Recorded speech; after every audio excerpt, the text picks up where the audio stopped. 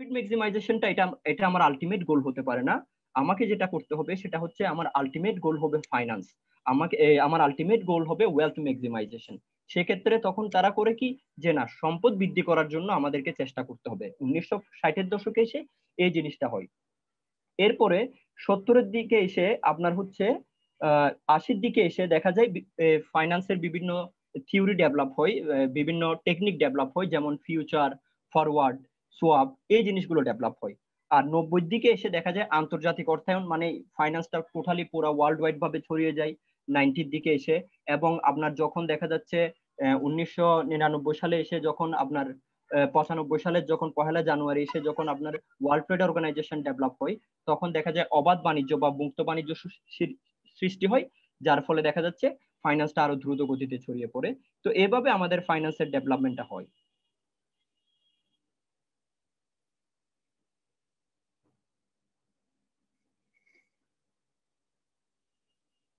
হ্যাঁ, এখন আমরা দেখবো হচ্ছে অর্থায়নের উৎস সমূহকে। হ্যাঁ, অর্থায়নের উৎসগুলোকে আমরা দুইটা ভাগে ভাগ করতে পারি, একটা হচ্ছে অভ্যন্তরীণ উৎস, একটা হচ্ছে বাহ্যিক উৎস। অভ্যন্তরীণ উৎস হচ্ছে যে প্রতিষ্ঠানের অভ্যন্তর থেকে, মানে একটা ব্যবসায় প্রতিষ্ঠান বা একটা ফার্ম তার অভ্যন্তর থেকে বা তার অর্গানাইজেশনের অভ্যন্তর থেকে যে ফাইন্যান্সটা নিয়ে আসে ব্যবসায়ের জন্য, সেটা হচ্ছে অভ্যন্তরীণ উৎস। আর হচ্ছে প্রতিষ্ঠান তৃতীয় কোনো পক্ষ থেকে, প্রতিষ্ঠান যখন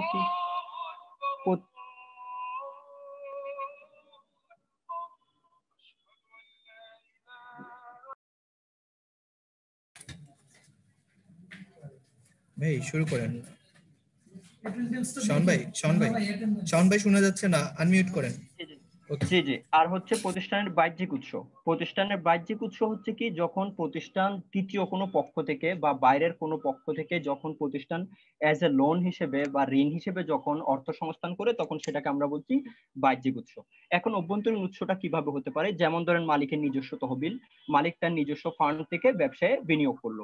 এরপর হচ্ছে ব্যবসার একটা অ্যাসেট, ব্যবসা প্রতিষ্ঠানের একটা সম্পত্তি যখন বিক্রি করে দিচ্ছে, তখন সেই অর্থটা যখন বিনিয়োগ করছে, তখন সেটাকেও আমরা বলছি অভ্যন্তরীণ উৎস। অভ্যন্তরীণ উৎসের আরেকটা গুরুত্বপূর্ণ উৎস সেটা হচ্ছে অবচয়। অবচয়টা কি, আমরা ক্রমাগত সম্পত্তি ব্যবহারের ফলে আমার যে খরচ বা ক্ষতিটা হচ্ছে, সেটাকে আমরা অবচয় ধরে নিই। তো সেই ক্ষেত্রে দেখা যায় কোম্পানি এই যে প্রত্যেক মাসে বা বছরে একটা অবচয়ের পরিমাণ ধরে ধরে দেখা যায় একটা ফান্ড রেজ করে, যেটাকে আমরা বলছি অবচয় সঞ্চিতি। এটাও একটা অভ্যন্তরীণ উৎসের মধ্যে পড়ে। এরপরে হচ্ছে প্রতিষ্ঠানের সংরক্ষিত মুনাফা। সংরক্ষিত মুনাফাটা কি, সংরক্ষিত মুনাফা হচ্ছে প্রতিষ্ঠান তার মুনাফার একটা নির্দিষ্ট পরিমাণ অর্থ ব্যবসায়ের ভবিষ্যৎ বিনিয়োগের জন্য রেখে দেয়, আর বাকি অংশ লভ্যাংশ হিসেবে প্রদান করে। তো যে অংশ ভবিষ্যৎ বিনিয়োগের জন্য রেখে দিচ্ছে মুনাফার, সেটাকে আমরা বলছি সংরক্ষিত মুনাফা। এরপরে হচ্ছে কর্মচারীদের প্রভিডেন্ট ফান্ড। কোম্পানি কর্মচারীদের ভবিষ্যৎ সুবিধা প্রদানের জন্য যে ফান্ডটা রেজ করে ভবিষ্যতে গিয়ে, সেটাকে বলা হচ্ছে কর্মচারীদের প্রভিডেন্ট ফান্ড। সেখান থেকেও কোম্পানি কি করতে পারে, তার অভ্যন্তরীণ উৎস বা অভ্যন্তরীণ উৎসের একটা সাইট হচ্ছে কর্মকর্তাদের প্রভিডেন্ট ফান্ডটা। এরপরে এবার যদি আমরা বাহ্যিক উৎস নিয়ে আলোচনা করি, এক কথায় কোম্পানির প্রতিষ্ঠানের সাথে অভ্যন্তরে সরাসরি জড়িত না এমন কোন পক্ষ থেকে যখন কোম্পানি তার অর্থায়ন কার্যক্রমটা করে, তখন সেটাকে আমরা বলছি বাহ্যিক উৎস। যেমন কি হতে পারে, ধরেন ঋণ নিচ্ছি, আমি কোনো একজন ব্যক্তির কাছ থেকে ঋণ নিচ্ছি, যে আমার প্রতিষ্ঠানের অভ্যন্তরের সাথে বা প্রতিষ্ঠানের সাথে সরাসরি জড়িত না। যেমন কোনো একটা বাণিজ্যিক ব্যাংক থেকে আমি লোন নিলাম, কোনো একটা বাণিজ্যিক ব্যাংক বা লিজিং কোম্পানিগুলো বা বিনিয়োগ ব্যাংক, এদের কাছ থেকে যখন আমি লোনটা নিচ্ছি, তখন তাদেরকে আমাকে সেই লোনের বিপরীতে, সেই ঋণের বিপরীতে একটা সুদ প্রদান করতে হচ্ছে। তো দেখা যাচ্ছে এক কথায় যারা প্রতিষ্ঠানের অভ্যন্তরে বা প্রতিষ্ঠানের সাথে সরাসরি জড়িত না, এই ধরনের তৃতীয় পক্ষের কাছ থেকে যখন আমরা অর্থ সংস্থান করে থাকি, সেই উৎসগুলোকে আমরা বলছি বাহ্যিক উৎস। হ্যাঁ, এখন আমরা দেখবো সেটা হচ্ছে অর্থায়নের কার্যাবলীটা।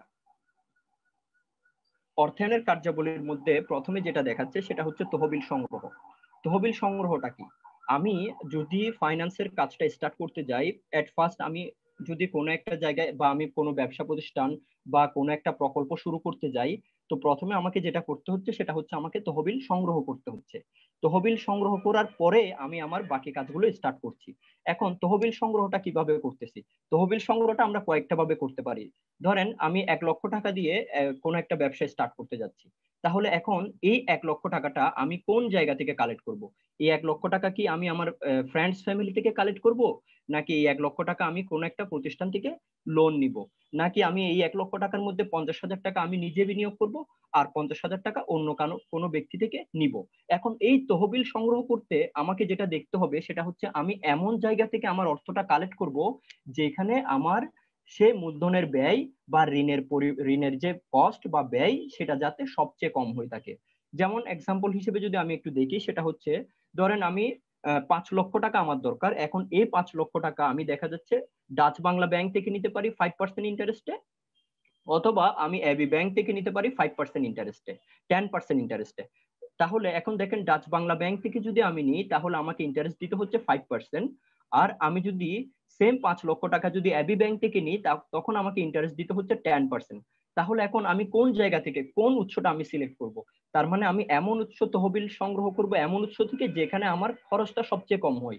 তাহলে ডাচ বাংলা ব্যাংকে আমি দিব 5% ইন্টারেস্ট, এবি ব্যাংকে দিব আমি 10% ইন্টারেস্ট। তাহলে দেখা যাচ্ছে আমার 5% ইন্টারেস্ট যেটা, সেটা হচ্ছে আমার সবচেয়ে কম।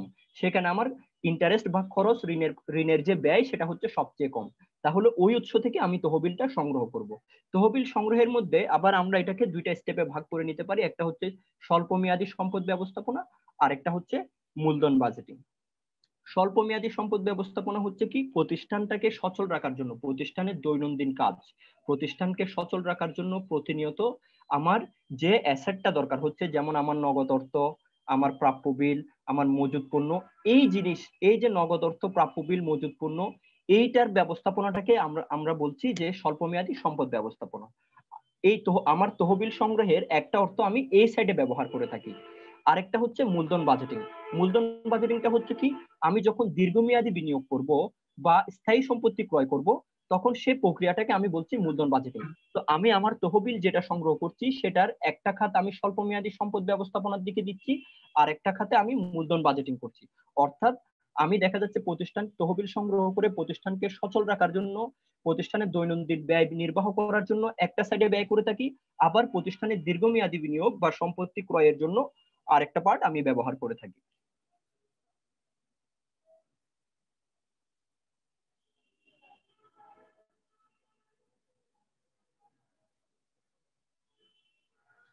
হ্যাঁ, এখন আমরা দেখব হচ্ছে আর্থিক কার্যাবলীতে প্রভাব বিস্তারকারী যে উপাদানগুলো রয়েছে। হ্যাঁ, এখন খেয়াল করেন এখানে আমরা দুইটা ভাগে ভাগ করছি, একটা হচ্ছে অভ্যন্তরীণ উপাদান, একটা হচ্ছে বাহ্যিক উপাদান। অভ্যন্তরীণ যে ফ্যাক্টর গুলো রয়েছে, যেমন ধরেন ব্যবসায়ের প্রকৃতি, আপনি যখন কোনো ফাইন্যান্সিং যে কাজটা করবেন, ফাইন্যান্সিং যখন আপনি করতে যাবেন তখন দেখা যাচ্ছে কয়েকটা বিষয় আপনাকে মাথায় রাখতে হবে। যেমন এর মধ্যে একটা হচ্ছে নেচার অফ বিজনেস, যেমন আপনার ব্যবসায়ের প্রকৃতিটা কিরকম। খেয়াল করেন আপনি যদি ইন্ডাস্ট্রি দেওয়ার চেষ্টা করেন বা ইন্ডাস্ট্রির জন্য কোন একটা ইন্ডাস্ট্রি দিচ্ছেন, তাহলে সেই ক্ষেত্রে দেখা যাচ্ছে আপনার যে বিজনেসের নেচার হচ্ছে যে আপনাকে অনেক বেশি পরিমাণ অর্থ দরকার হবে। আবার দেখা যাচ্ছে আপনি ছোটখাটো একটা ফার্মাসির দোকান দিবেন, তাহলে দেখা যাচ্ছে সেক্ষেত্রে দেখা যাচ্ছে কি যে না, আপনার ইন্ডাস্ট্রি দেওয়ার ক্ষেত্রে যে পরিমাণ অর্থের দরকার হবে আপনার ফার্মাসি দেওয়ার ক্ষেত্রে সেই পরিমাণ অর্থের দরকার হবে না। এরপরে আপনাকে আরেকটা জিনিস দেখতে হবে, সেটা হচ্ছে সম্ভাব্য উপার্জন ও ঝুঁকি। হ্যাঁ, এখন দেখতে হবে আপনার রিস্ক এন্ড রিটার্ন। আপনি যখন দেখবেন যে আপনার যে রিটার্নটা কম, রিস্কটা অনেক হাই, সেক্ষেত্রে এক ধরনের ইফেক্ট পড়বে। আবার হচ্ছে কি রিস্কটা অনেক কম, রিটার্নটা হাই, সেক্ষেত্রে এক ধরনের ইফেক্ট পড়বে। যেমন খেয়াল করেন যদি কেউ যদি ইন্ডাস্ট্রি দিতে যায় তাহলে দেখা যাচ্ছে তার রিস্ক আর রিটার্নটা অনেক বেশি। তার রিস্ক যেমন বেশি তার রিটার্নটাও তেমন বেশি। আবার কেউ যদি একটা মুদির দোকান দেয় বা ফার্মাসি দেয় তখন দেখা যাচ্ছে তার রিটার্নটা কম, রিস্কও কম। এরপর আরেকটা বিষয় হচ্ছে কি আপনার ইফিশিয়েন্ট ম্যানেজমেন্ট বা দক্ষ ব্যবস্থাপন। এখন আপনার ব্যবস্থাপনার আপনি কতটুকু ইফিশিয়েন্টলি ম্যানেজ করতে পারেন সেটার উপর বেস করে কিন্তু আপনার অর্থায়ন কার্যক্রমটা চলে। যেমন দেখেন, ধরেন 10 লক্ষ টাকা দিয়ে দুইটা কোম্পানি বিজনেস স্টার্ট করছে। এখন দেখা যাচ্ছে একটা কোম্পানি সে খুব দ্রুত ডেভেলপ করছে, বাট আরেকটা কোম্পানি দেখা যাচ্ছে লস সিচুয়েশনে আছে। তাহলে এর মধ্যে একটা কারণ হতে পারে, অনেকগুলো কারণ হতে পারে, তার মধ্যে একটা কারণ হতে পারে হয়তো কোম্পানির ম্যানেজমেন্টটা সুবিধার না, হয়তো তার মিসম্যানেজমেন্ট হচ্ছে। এই যে এই জিনিসটার কারণে দেখা যাচ্ছে কি তাকে আবার লোন করতে হচ্ছে, তাকে দেখা যাচ্ছে আরো বিনিয়োগ করতে হচ্ছে। বাট দেখা যাচ্ছে ওই 10 লক্ষ টাকা দিয়ে একজন সম্পদ বৃদ্ধি করে যাচ্ছে, আরেকজন দেখা যাচ্ছে সে 10 লক্ষ টাকা লস করার পরে তাকে ঋণের উপর ঋণ নিতে হচ্ছে। এই যে এর মধ্যে একটা কারণ হতে পারে কি, এই দুইটার যদি ফাইন্যান্সিং এর ক্ষেত্রে যদি আমি অ্যানালাইসিস করি দেখা যাচ্ছে হয়তো এখানে কোন একটা কোম্পানির মিসম্যানেজমেন্ট হচ্ছে।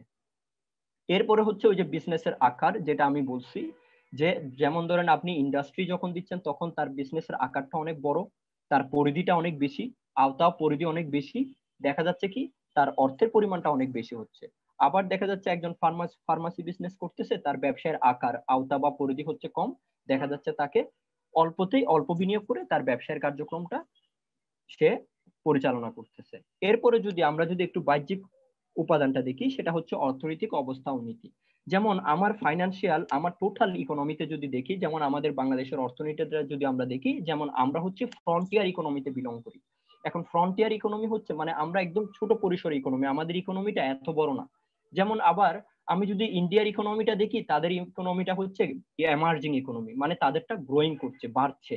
আর ইউএস এর ইকোনমি বা চায়নার ইকোনমি যদি দেখি, ওদেরটা এমার্জড, ওদেরটা বেড়ে অনেক বিশাল একটা ইকোনমি।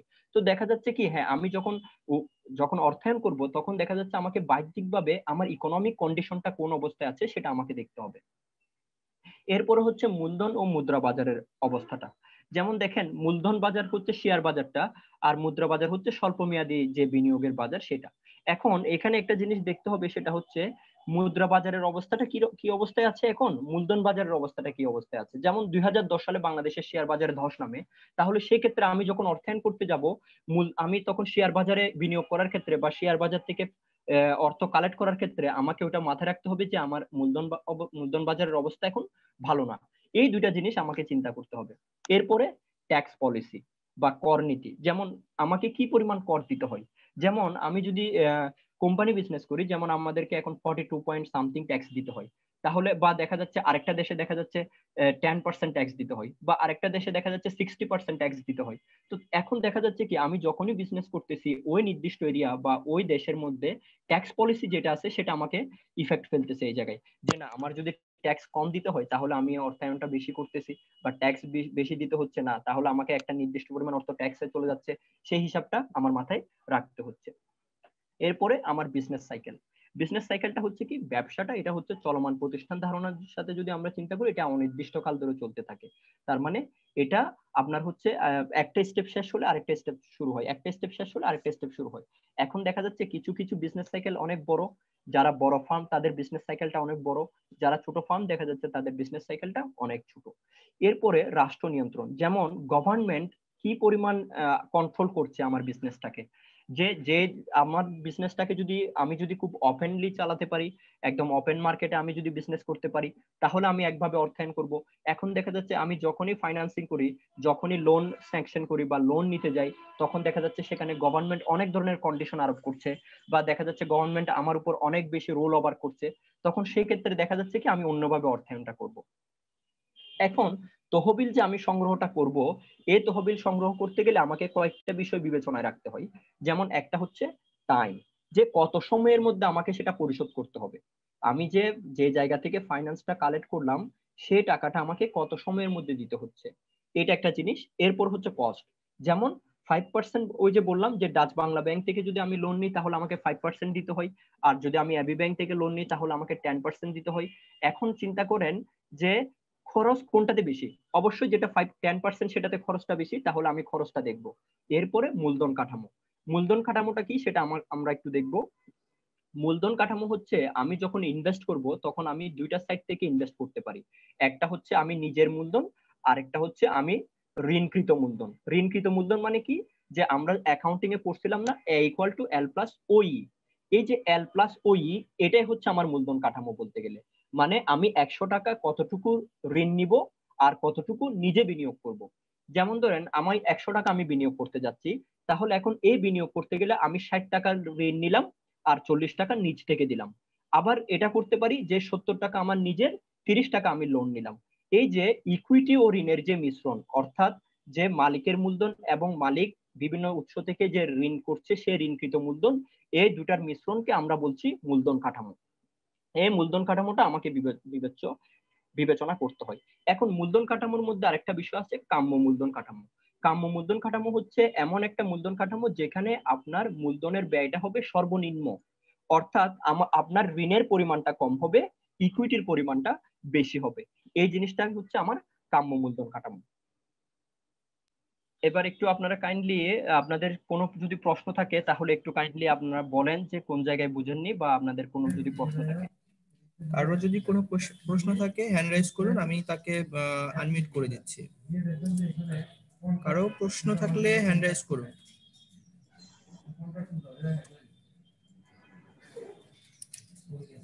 শাওন ভাই, আপনি জি ভাইয়া। কন্টিনিউ করুন। ওকে। হ্যাঁ, এখন আমরা ইউনিট 2 তে আসছি। হ্যাঁ, এখন আমরা যেটা দেখব সেটা হচ্ছে অর্থায়নের প্রকারভেদ। এখন এতক্ষণ ধরে আমরা জানলাম যে অর্থায়নটা কি, অর্থায়নের সূচনাটা কি, কিভাবে অর্থায়নটা আসছে। এরপরে আমরা দেখলাম যে অর্থায়নের আপনার হচ্ছে অর্থায়নের যে কাজ, তহবিল সংগ্রহ করতে হবে, তাহলে কোন উৎস থেকে আমরা তহবিল সংগ্রহ করব, এই জিনিসগুলো আমরা জানছি। এখন আমরা যেটা জানবো সেটা হচ্ছে আমরা যে তহবিলটা সংগ্রহ করি, এটা এটার প্রকারভেদটা দেখবো, যে অর্থায়নের প্রকারভেদটা কোন কোন সাইডে আমরা অর্থায়নটা ব্যবহার করে থাকি। যেমন একটা হচ্ছে পারিবারিক অর্থায়ন। পারিবারিক অর্থায়নটা কিরকম, যে একটা ফ্যামিলির তার দৈনন্দিন যে ব্যয়টা আছে, সেই ব্যয়টা মেটানোর জন্য যে অর্থায়নটা করা হচ্ছে সেটা হচ্ছে পারিবারিক অর্থায়ন। কিরকম, ধরেন দেখেন একটা ফ্যামিলিতে দেখা যাচ্ছে ফ্যামিলি মেম্বার আছে 5 জন। তো দেখা যাচ্ছে কেউ স্কুলে যায়, কেউ কলেজে যায়, কেউ ইউনিভার্সিটিতে যায়। এখন খেয়াল করেন তাহলে তাদের একটা খরচ আছে, এবং দেখা যাচ্ছে খাদ্য সামগ্রী ক্রয় করতে হয়, মেডিসিন লাগে। তো দেখা যাচ্ছে কি এই একটা পরিবারের এই যে প্রতি মাসে যে খরচটা হচ্ছে, সেই খরচটা, যেমন ধরেন একটা পরিবারের 35,000 টাকা খরচ হয়, তাহলে এই যে ওই পরিবারের মাস শেষে 35,000 টাকাটা, তাহলে প্রতিদিন একটা নির্দিষ্ট পরিমাণ অর্থ খরচ হচ্ছে, যেটা টোটালি আমরা মাসে হিসাব করতেছি 35,000 টাকা। তাহলে এই যে তার দৈনন্দিন ব্যয়টা মেটানোর জন্য যে অর্থায়নটা করছে সেটা হচ্ছে পারিবারিক অর্থায়ন। এখন পারিবারিক অর্থায়নটা কোত্থেকে আসে, সোর্স অফ ইনকাম থেকে আসে। যে সেই পরিবারে যারা আর্ন করে থাকে, যেমন ধরেন কোন একটা পরিবারে হয়তো পিতা আর্ন করতে পারে, মাতা আর্ন করতে পারে, ভাইরা আর্ন করতে পারে। এই যে এই জায়গা থেকে পারিবারিক অর্থায়নটা আসে। এরপরে হচ্ছে সরকারি অর্থায়ন। সরকারি অর্থায়ন বা পাবলিক ফাইন্যান্স, এটা হচ্ছে কি সরকার তার ব্যয়টা বা একটা রাষ্ট্রকে সচল রাখার জন্য বা তার ব্যয়টা মেটানোর জন্য যে অর্থায়নটা করে থাকে সেটা হচ্ছে সরকারি অর্থায়ন। এখন সরকারি অর্থায়নের ক্ষেত্রে হচ্ছে কি আগে ব্যয় নির্ধারণ করা হয়, তারপরে আয় নির্ধারণ করা হয়। আমরা জেনারেলি পারিবারিক অর্থায়নটা যদি দেখি যে আমার আগে ইনকামটা কত আছে সেটা দেখতে হবে, সেটার উপর বেস করে আমরা খরচ করি। আর সরকারি অর্থায়ন হচ্ছে কি সরকার আগে তার বাজেটটা দিবে, তার খরচটা দিবে, খরচটা দেওয়ার পরে তারপরে সে তার আয়টা নির্ধারণ করবে। এখন সরকারের ব্যয়টার চেয়ে যখন আয়টা বেড়ে যায়, তখন আমরা সেটাকে বলি ডেফিসিট বাজেট বা ঘাটতি বাজেট। আর যখন আয়ের চেয়ে ব্যয়ের চেয়ে আয়টা যখন বেড়ে যায়, তখন সেটাকে আমরা বলছি সারপ্লাস বাজেট বা উদ্বৃত্ত বাজেট। এখন খেয়াল করেন বাংলাদেশে যতগুলো বাজেট দেখবেন সবগুলো বাজেটই হচ্ছে ঘাটতি বাজেট, এবং পৃথিবীর অধিকাংশ দেশের বাজেটই হচ্ছে ঘাটতি বাজেট। ঘাটতি বাজেটটা কিভাবে ফিল আপ করতে পারে সরকার, দেখা যাচ্ছে সরকার কোনো বৈদেশিক বিভিন্ন দেশ থেকে ঋণ নিতে পারে, বা সরকার ট্যাক্স রেট বাড়িয়ে দিতে পারে, বা সরকার ভ্যাট বাড়িয়ে দিতে পারে। এভাবে করে সরকার তার ডেফিসিট যে বাজেটটা আছে, ঘাটতি বাজেট যেটা আছে, সেটা সে ফিল আপ করার চেষ্টা করে। এরপরে হচ্ছে অব্যবসায়ী প্রতিষ্ঠানের অর্থায়ন। অব্যবসায়ী প্রতিষ্ঠানের অর্থায়নটা কিরকম হতে পারে, যেমন অব্যবসায়ী প্রতিষ্ঠান বলতে অমুনাফাভোগী অর্গানাইজেশন গুলোকে আমরা বলি। যেমন ধরেন ধাতব্য চিকিৎসালয় বা বিভিন্ন সংগঠন যারা সামাজিক মূলক কাজ করে থাকে, তাহলে দেখা যাচ্ছে কি তাদের ওই ক্লাবটা বা ওই সংগঠনটাকে সচল রাখার জন্য তাদেরও একটা অর্থায়নের দরকার হয়। এখন তারা সে অর্থায়নটা কিভাবে করতে পারে, যেমন ধরেন সদস্যদের নিকট থেকে চাঁদা সংগ্রহ করতে পারে, বিভিন্ন দান অনুদান নিতে পারে। এভাবে করে তারা তাদের অব্যবসায় প্রতিষ্ঠানের অর্থের প্রয়োজনটা মিটিয়ে থাকে। হ্যাঁ, এখন আমরা দেখবো হচ্ছে ব্যবসায় অর্থায়ন। হ্যাঁ, এখন আমরা যে অর্থায়নটা পড়ছি, আমরা ফাইন্যান্স নিয়ে এতক্ষণ ধরে যে অর্থায়নটা আমরা আলোচনা করছি বা আমাদের যে মূল বিষয় সেটাই হচ্ছে ব্যবসায় অর্থায়ন। আমরা কিন্তু আমাদের এই যে প্রিন্সিপালস অফ ফাইন্যান্স বা ফাইন্যান্সিয়াল ম্যানেজমেন্ট বা আমরা যে অর্থায়নটা পড়ছি, আমাদের যে সাবজেক্টটা, এটা মূলত জোর দিচ্ছে ব্যবসায় অর্থায়নের দিকে। এটা কিন্তু সরকারি অর্থায়ন বা পারিবারিক অর্থায়ন বা আন্তর্জাতিক অর্থায়নের দিকে জোর দিচ্ছে না। ব্যবসায় অর্থায়ন আমরা যা আলোচনা করছি সেটা হচ্ছে কোনো একটা প্রতিষ্ঠানকে নিয়ে বা ব্যবসায় প্রতিষ্ঠানকে নিয়ে। যার কারণে আমাদের মূল টপিকটাই হচ্ছে বইয়ে, আমাদের আলোচনার মূল টপিকটাই হচ্ছে বিজনেস ফাইন্যান্স। আর টোটাল আমাদের যে ইন্টারের বই বা আমাদের এডমিশন টেস্টের যে ফাইন্যান্স, আমরা সেটা মূলত বিজনেস ফাইন্যান্সকেই জোর দিয়ে থাকি। হ্যাঁ, এখন বিজনেস ফাইন্যান্স হচ্ছে কি একটা ব্যবসায় প্রতিষ্ঠানের মুনাফা বা সম্পদ বৃদ্ধি করার উদ্দেশ্যে যখন আমরা তহবিলটা সংগ্রহ করি, এবং সে তহবিলটা আমরা যথাযথ বিনিয়োগ বিনিয়োগ করার মাধ্যমে যখন আমরা মুনাফা অর্জন করে থাকি বা ব্যবসা প্রতিষ্ঠানের সম্পদ বৃদ্ধি করে থাকি, তখন সেটাকে আমরা বলছি ব্যবসায় অর্থায়ন। হ্যাঁ, এখন ব্যবসায় অর্থায়নের ক্ষেত্রে আমাকে এমন উৎস থেকে অর্থ সংগ্রহ করতে হবে যে উৎসে মূলধনের ব্যয়টা সবচেয়ে কম হবে এবং এমন একটা উৎসে বা এমন একটা জায়গায় বিনিয়োগ করতে হবে যেখানে আমার আয়ের হার বা মুনাফার পরিমাণটা সবচেয়ে বেশি হয়ে থাকে। এরপরে আন্তর্জাতিক অর্থায়ন। আন্তর্জাতিক অর্থায়নটা হচ্ছে কিভাবে, যেমন আমরা যদি ওয়ার্ল্ড ব্যাংকে দেখি, আমরা যদি আইএমএফ কে দেখি, বিশ্ব ব্যাংক, বা আপনার যদি আইএমএফ, ইন্টারন্যাশনাল মনিটারি ফান্ড, এই যে এই প্রতিষ্ঠানগুলোকে দেখি, এগুলো হচ্ছে ইন্টারন্যাশনাল অর্গানাইজেশন, তাহলে তারাও তো ফাইন্যান্সিং এর কাজ করে থাকে। এটা কিন্তু আন্তর্জাতিক অর্থায়ন। এরপরে হচ্ছে একটা দেশ আরেকটা দেশে আমদানি রপ্তানি করে থাকে, বৈদেশিক বিনিময় করে থাকে, তখন যে অর্থায়নটা হচ্ছে সেটাকে আমরা বলছি আন্তর্জাতিক অর্থায়ন, যখন একটা দেশের সাথে আরেকটা দেশের হয়ে থাকে। এরপরে এখন আমরা দেখব এখানে যে অর্থায়নের নীতিসমূহ আমরা দেখব।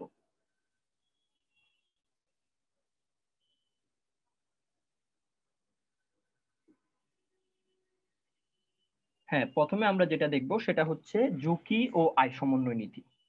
হ্যাঁ, এখন দেখেন আমি যখন ফাইন্যান্সিং করব বা ফাইন্যান্স যখন আমি করব, তখন দেখা যাচ্ছে আমাকে কয়েকটা বিষয় মাথায় রাখতে হবে। কিছু ল এর উপর, কিছু প্রিন্সিপালের উপর আমাকে কাজ করতে হবে। আমার অর্থায়ন বা আমার বিনিয়োগ বলি বা আমি অর্থায়ন বলি, আমাকে কিছু নীতির উপর বেস করে আমাকে কাজটা করতে হবে। সেক্ষেত্রে প্রথমে আমরা যেটা দেখি সেটা হচ্ছে ঝুঁকি ও আয় সমন্বয় নীতি। হ্যাঁ, এখন ঝুঁকি ও আয় সমন্বয় নীতি কি সেটা আমাদেরকে একটু দেখতে হবে।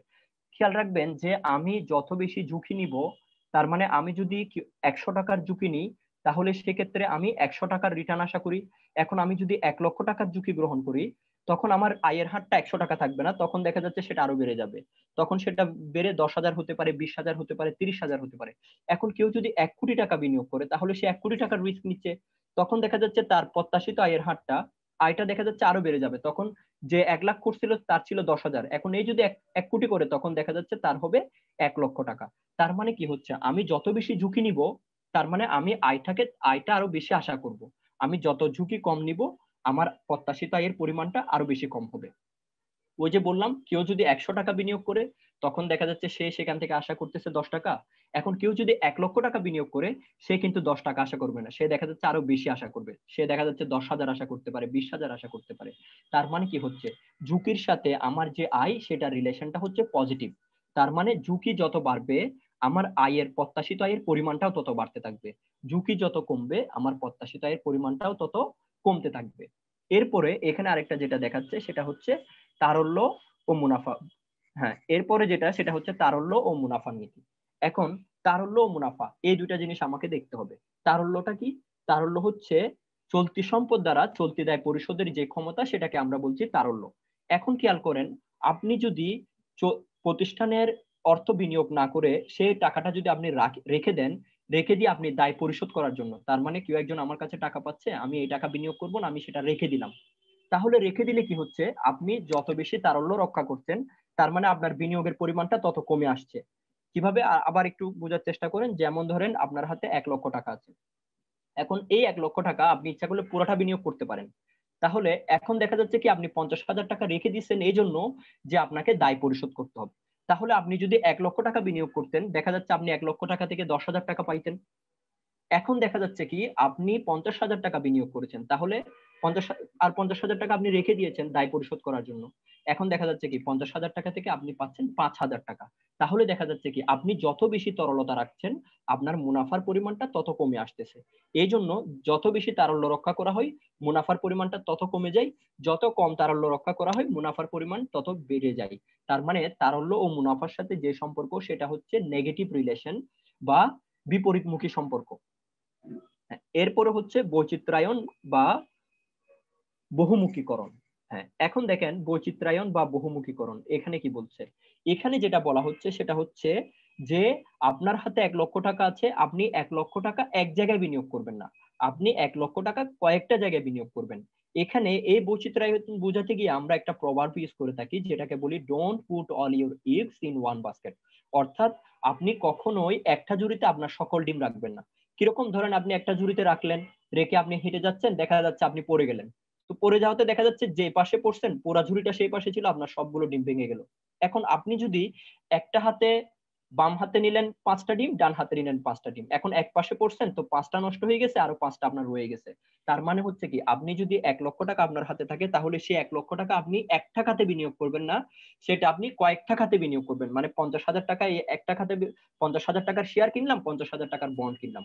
তাতে কি হবে, আমার যদি একদিকে লস হয় আরেকদিকে লাভ হবে, আরেকদিকে লাভ হলে আরেকদিকে লস হবে। তাহলে কি হবে, আমার বৈচিত্র্যায়ন হবে, যে আমি একটা জায়গায় বিনিয়োগ না করে কয়েকটা জায়গায় বিনিয়োগ করার, তাকেই বলা হচ্ছে বৈচিত্র্যায়নের নীতি। হ্যাঁ, এরপর হচ্ছে অর্থের সময় মূল্য নীতি। অর্থের সময় মূল্যটা কি সেটা একটু আমাদেরকে বুঝতে হবে। সেটা হচ্ছে কি, সময়ের সাথে সাথে অর্থের যে পরিবর্তনটা হচ্ছে। যেমন একটা জিনিস দেখেন, মুদ্রাস্ফীতি কিন্তু দিন দিন বাড়ছে, কমছে না। তাহলে খেয়াল করেন, আমি যদি আজকে 100 টাকা বিনিয়োগ করি, সে 100 টাকা দিয়ে যদি আমি আজকে 10টা চিপস কিনতে পারি, থেকে ঠিক 2 বছর পরে গিয়ে 10টা চিপসের দাম আর 100 টাকা থাকবে না, হয়তো 120 টাকা হবে, হয়তো 130 টাকা হবে।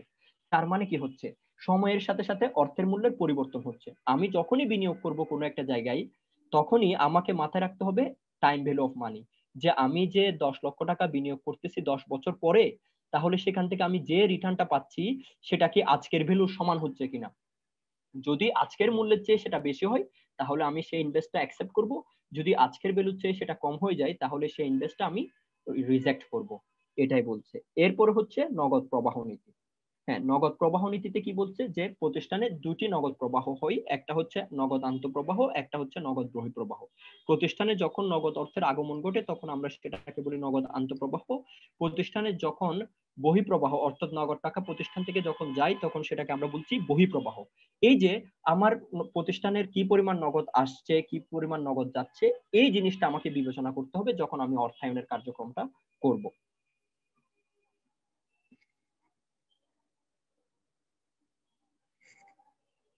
হ্যাঁ, এরপরে দেখেন উপযুক্ততার নীতি।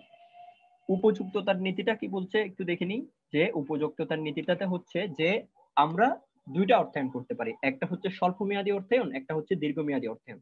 যেমন ধরেন, দেখা যাচ্ছে কি আপনি কোন আপনার অর্থের প্রয়োজন হয়েছে, যে দেখা যাচ্ছে আপনি 30 দিনের জন্য আপনার এই অর্থের দরকার। তাহলে এখন 30 দিনের যদি আপনার এই অর্থের দরকার হয়, তাহলে আপনি এমন একটা সেক্টর থেকে লোনটা নেবেন যেটা অল্প সময়ের মধ্যে পরিশোধ করা যায়। আর দেখা যাচ্ছে কি আপনার 1 কোটি টাকা দরকার, তাহলে 1 কোটি টাকা দরকার হলে আপনি দীর্ঘমেয়াদে অর্থায়নটা করবেন। এই যে মানে আপনার কি পরিমাণ অর্থটা দরকার, অর্থের মেয়াদটা কতটুকু, এটার উপর বেস করে যখন আপনি অর্থায়নটা করছেন, তখন সেটাকে আমরা বলছি উপযুক্ততার নীতি। এরপরে ব্যবসা বিজনেস সাইকেল নীতি। হ্যাঁ, এখন একটা জিনিস আপনাকে চিন্তা করতে হবে, যে ব্যবসায়ে আপনার কন্ডিশনটা সবসময় সমান থাকবে না। কিরকম, যেমন ধরেন আমরা যদি দেখি এখন আমাদের কোভিড চলছে, হ্যাঁ করোনা ভাইরাস চলছে। তাহলে এখন করোনা ভাইরাস যখন চলছে, দেখা যাচ্ছে কি আমাদের ব্যবসায়িক প্রতিষ্ঠানগুলোর অনেকের ব্যবসা বন্ধ হয়ে গিয়েছে, বা অনেকের ব্যবসায় লসের দিকে আছে। এখন দেখেন তার ব্যবসাটা যখন ভালো ছিল, কন্ডিশনটা যখন খুব হাই ছিল, বুল মার্কেট যখন ছিল, তখন দেখা যাচ্ছে সে খুব বেশি অর্থায়ন করত, যে সে বিনিয়োগটা বাড়াতো 1 কোটি টাকা, 2 কোটি টাকা, 3 কোটি টাকা। এখন দেখা যাচ্ছে যখন করোনা ভাইরাসের কারণে তার বিজনেসটা ওইভাবে হচ্ছে না, তখন দেখা যাচ্ছে কি সে ওইভাবে আর অর্থায়নটা করছে না। সে কি করতেছে, যে আগে যদি 1 কোটি টাকা বিনিয়োগ করতো, সে এখন দেখা যাচ্ছে 30 লাখ টাকা ইনভেস্ট করতেছে। এই যে দেখা যাচ্ছে ব্যবসায়ের কন্ডিশনের উপর বেস করে আপনাকে অর্থায়নটা করতে হবে। যে আপনার ব্যবসা প্রতিষ্ঠান খুবই ভালো আছে, তাহলে আপনি বিনিয়োগের পরিমাণটা বাড়াবেন। আবার দেখা যাচ্ছে আপনার ব্যবসা প্রতিষ্ঠানটা খুবই খারাপ, তখন দেখা যাচ্ছে আপনার বিনিয়োগের পরিমাণটা আপনাকে কমিয়ে আনতে হবে। হ্যাঁ, এখন আমরা দেখব হচ্ছে অর্থায়নের ব্যবস্থাপকীয় সিদ্ধান্তগুলো। যেমন কি কি একজন আর্থিক ব্যবস্থাপক কি কি সিদ্ধান্তগুলো নেয়। একজন ফাইন্যান্সিয়াল ম্যানেজার তার ফাইন্যান্সিং এ 3টা গুরুত্বপূর্ণ সিদ্ধান্ত গ্রহণ করে থাকে। এই সিদ্ধান্তগুলো আমরা দেখব। প্রথমে হচ্ছে বিনিয়োগ সিদ্ধান্ত। আর্থিক ব্যবস্থাপককে ফার্স্ট যে সিদ্ধান্তটা গ্রহণ করতে হয় সেটা হচ্ছে বিনিয়োগ সিদ্ধান্ত। মানে উনি কোন জায়গায় ইনভেস্ট করবে। প্রথমে তাকে প্রকল্প উদ্ভাবন করতে হয়, যে আমি কোন কোন সেক্টরে আমি বিজনেস করতে পারি। এই যে এক একটা সেক্টরই হচ্ছে তার জন্য প্রকল্প, এই প্রকল্পতে কি পরিমাণ অর্থ বিনিয়োগ করতে হবে, সেই সিদ্ধান্তটাই হচ্ছে বিনিয়োগ সিদ্ধান্ত। এখন এরপরে 2 নম্বরে তাকে যেটা করতে হয় সেটা হচ্ছে অর্থায়ন সিদ্ধান্ত। এখন সে চিন্তা করলো যে সে 10 লক্ষ টাকা ইনভেস্ট করবে। এখন এই 10 লক্ষ টাকাটা কোন জায়গা থেকে সে নিয়ে আসবে, কোন উৎস থেকে সে কালেক্ট করবে। সে কি এই 10 লক্ষ টাকা নিজের পকেট থেকে দিবে, নাকি সে 10 লক্ষ টাকা কোন একটা ব্যাংক থেকে লোন দিবে। এই যে এটাকে বলছে অর্থায়ন সিদ্ধান্ত। এখন অর্থায়ন সিদ্ধান্তে তাকে এমন ভাবে সিদ্ধান্তটা নিতে হয় যাতে শেষ অর্থায়ন টাকা দিয়ে তার বিনিয়োগের পরিমাণ, মুনাফার পরিমাণটা অনেক বেশি যাতে হয় এবং মূলধনের খরচটা যাতে সবচেয়ে কম হয়, এই জিনিসটা এখানে বিবেচনা করতে হয়। এরপরে হচ্ছে লভ্যাংশ সিদ্ধান্ত। লভ্যাংশ সিদ্ধান্তটা কি? যখন মুনাফার পুরো অংশটাই, এখানে যখন মুনাফা হচ্ছে, যেমন ধরেন 100 টাকা মুনাফা হলো, তাহলে এখন এই 100 টাকা মুনাফা হলে তাকে এই জায়গায় সিদ্ধান্ত গ্রহণ করতে হয় যে কি পরিমাণ অর্থ শেয়ার হোল্ডারদের মাঝে সে বিতরণ করবে। যেমন ধরেন 100 টাকার মধ্যে সে এবার চিন্তা করলো যে 5 টাকা শেয়ার হোল্ডারদের মাঝে বিনিয়োগ করবে, আর 5 টাকা সংরক্ষিত মুনাফা হিসেবে ভবিষ্যতে বিনিয়োগের জন্য সে রেখে দিবে। এই যে এই সিদ্ধান্তটা, যে ব্যবসায়ের মুনাফার কি পরিমাণ অংশ শেয়ার হোল্ডারদের মাঝে বিতরণ করা হবে, এই সিদ্ধান্তটাকে বলা হচ্ছে লভ্যাংশ সিদ্ধান্ত। আর আরেকটা বিষয় হচ্ছে যে ডিভিডেন্ড সব সময় দিতে হবে এমন কোনো বাধ্যবাধকতা নেই, তবে যদি কোম্পানি অগ্রাধিকার শেয়ার ইস্যু করে থাকে তাহলে সেক্ষেত্রে অবশ্যই তাকে নির্দিষ্ট পরিমাণ লাভের অংশ দিয়ে দিতে হবে। আর সাধারণ শেয়ার হোল্ডারদের ক্ষেত্রে কোম্পানি বাধ্যবাধক না যে লভ্যাংশ দিতেই হবে।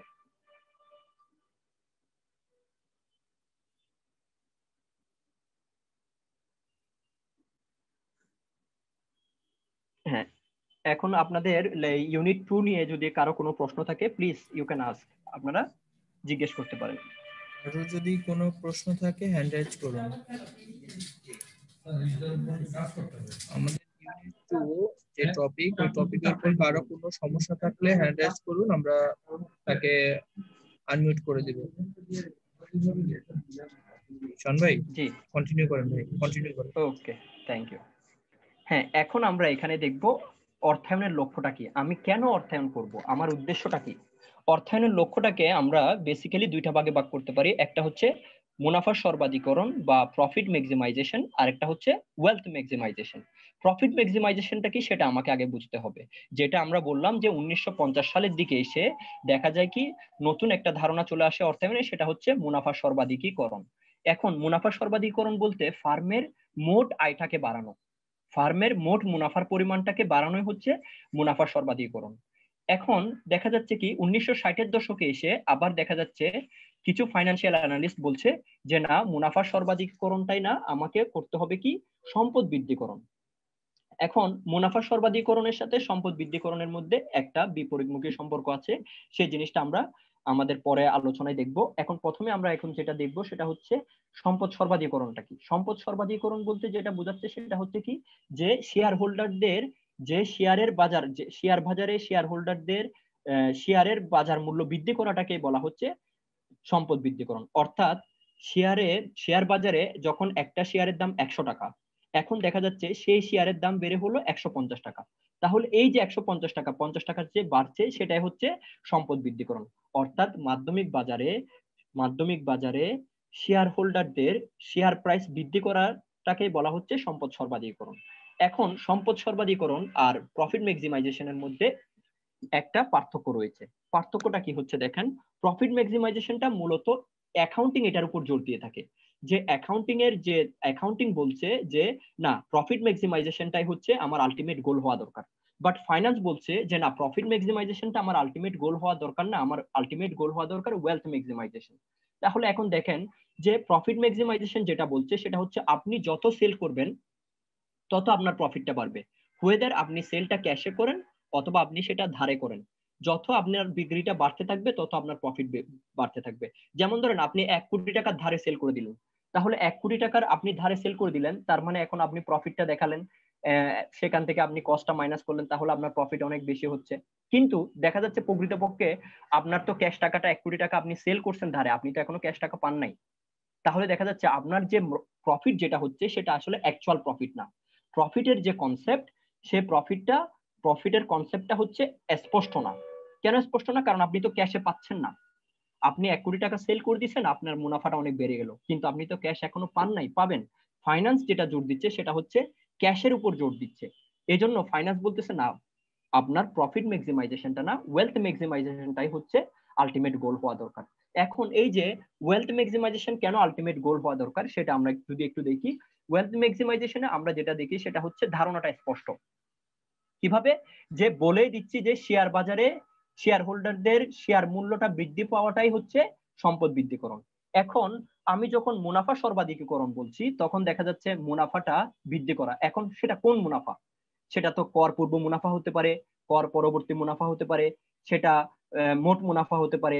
তো দেখা যাচ্ছে কি মুনাফার অনেকগুলো ভ্যারাইটি রয়ে গেছে, যার কারণে দেখা যাচ্ছে কনসেপ্টটা ক্লিয়ার না। এরপরে মুনাফার ক্ষেত্রে নগদ প্রবাহ চিন্তা করা হচ্ছে না, কিন্তু সম্পদ বৃদ্ধি করার ক্ষেত্রে নগদ প্রবাহটা চিন্তা করা হচ্ছে। আমি আমার নগদ প্রবাহ কি পরিমাণ নগদ আসছে, কি পরিমাণ নগদ যাচ্ছে, এই বিষয়টা বিবেচনা করছি। এখন যখন আমি ধারে সেল করতেছি, তার মানে আমি তো আমার নগদ প্রবাহটাকে বিবেচনা করছি না। এরপর হচ্ছে প্রফিট ম্যাক্সিমাইজেশন যখন আমি করছি, তখন দেখা যাচ্ছে আমি ঝুঁকি বিবেচনা করছি না, যে আমার রিস্ক কতটুকু। আমি তো ধারে সেল করে দিচ্ছি, আমার প্রফিট ম্যাক্সিমাইজ হচ্ছে, আমার ঝুঁকি এখানে ঝুঁকি টোটালি বিবেচনা করা হচ্ছে না। কিন্তু আপনি যখন ওয়েলথ ম্যাক্সিমাইজ করছি বা আমরা যখন সম্পদ সর্বাধিকরণ করি, তখন দেখা যাচ্ছে আমরা ঝুঁকিটা বিবেচনা করি। এরপরে হচ্ছে তারল্য। দেখা যাচ্ছে কি আমি যখন প্রফিট ম্যাক্সিমাইজের দিকে যাচ্ছি, তখন আমরা তারল্য চিন্তা করি না, আমরা চিন্তা করি না আমার সম্পদ মুনাফাটা বাড়ুক, মুনাফা বৃদ্ধি হোক। কিন্তু আমরা যখন ওয়েলথ ম্যাক্সিমাইজ করি বা সম্পদ সর্বাধিকরণ করি, তখন আমরা তারল্য বিবেচনা করি। এসব কারণে মূলত সবকিছু বিবেচনা করে যেটা দেখা যায় সেটা হচ্ছে কি একটা অর্থায়ন, মানে একটা ব্যক্তি প্রতিষ্ঠান বা ফার্মের অর্থায়নের যে আলটিমেট গোল, প্রকৃতপক্ষে যে লক্ষ্য হওয়া উচিত, সেটা হচ্ছে সম্পদ সর্বাধিকীকরণ, মুনাফা সর্বাধিকীকরণ নয়।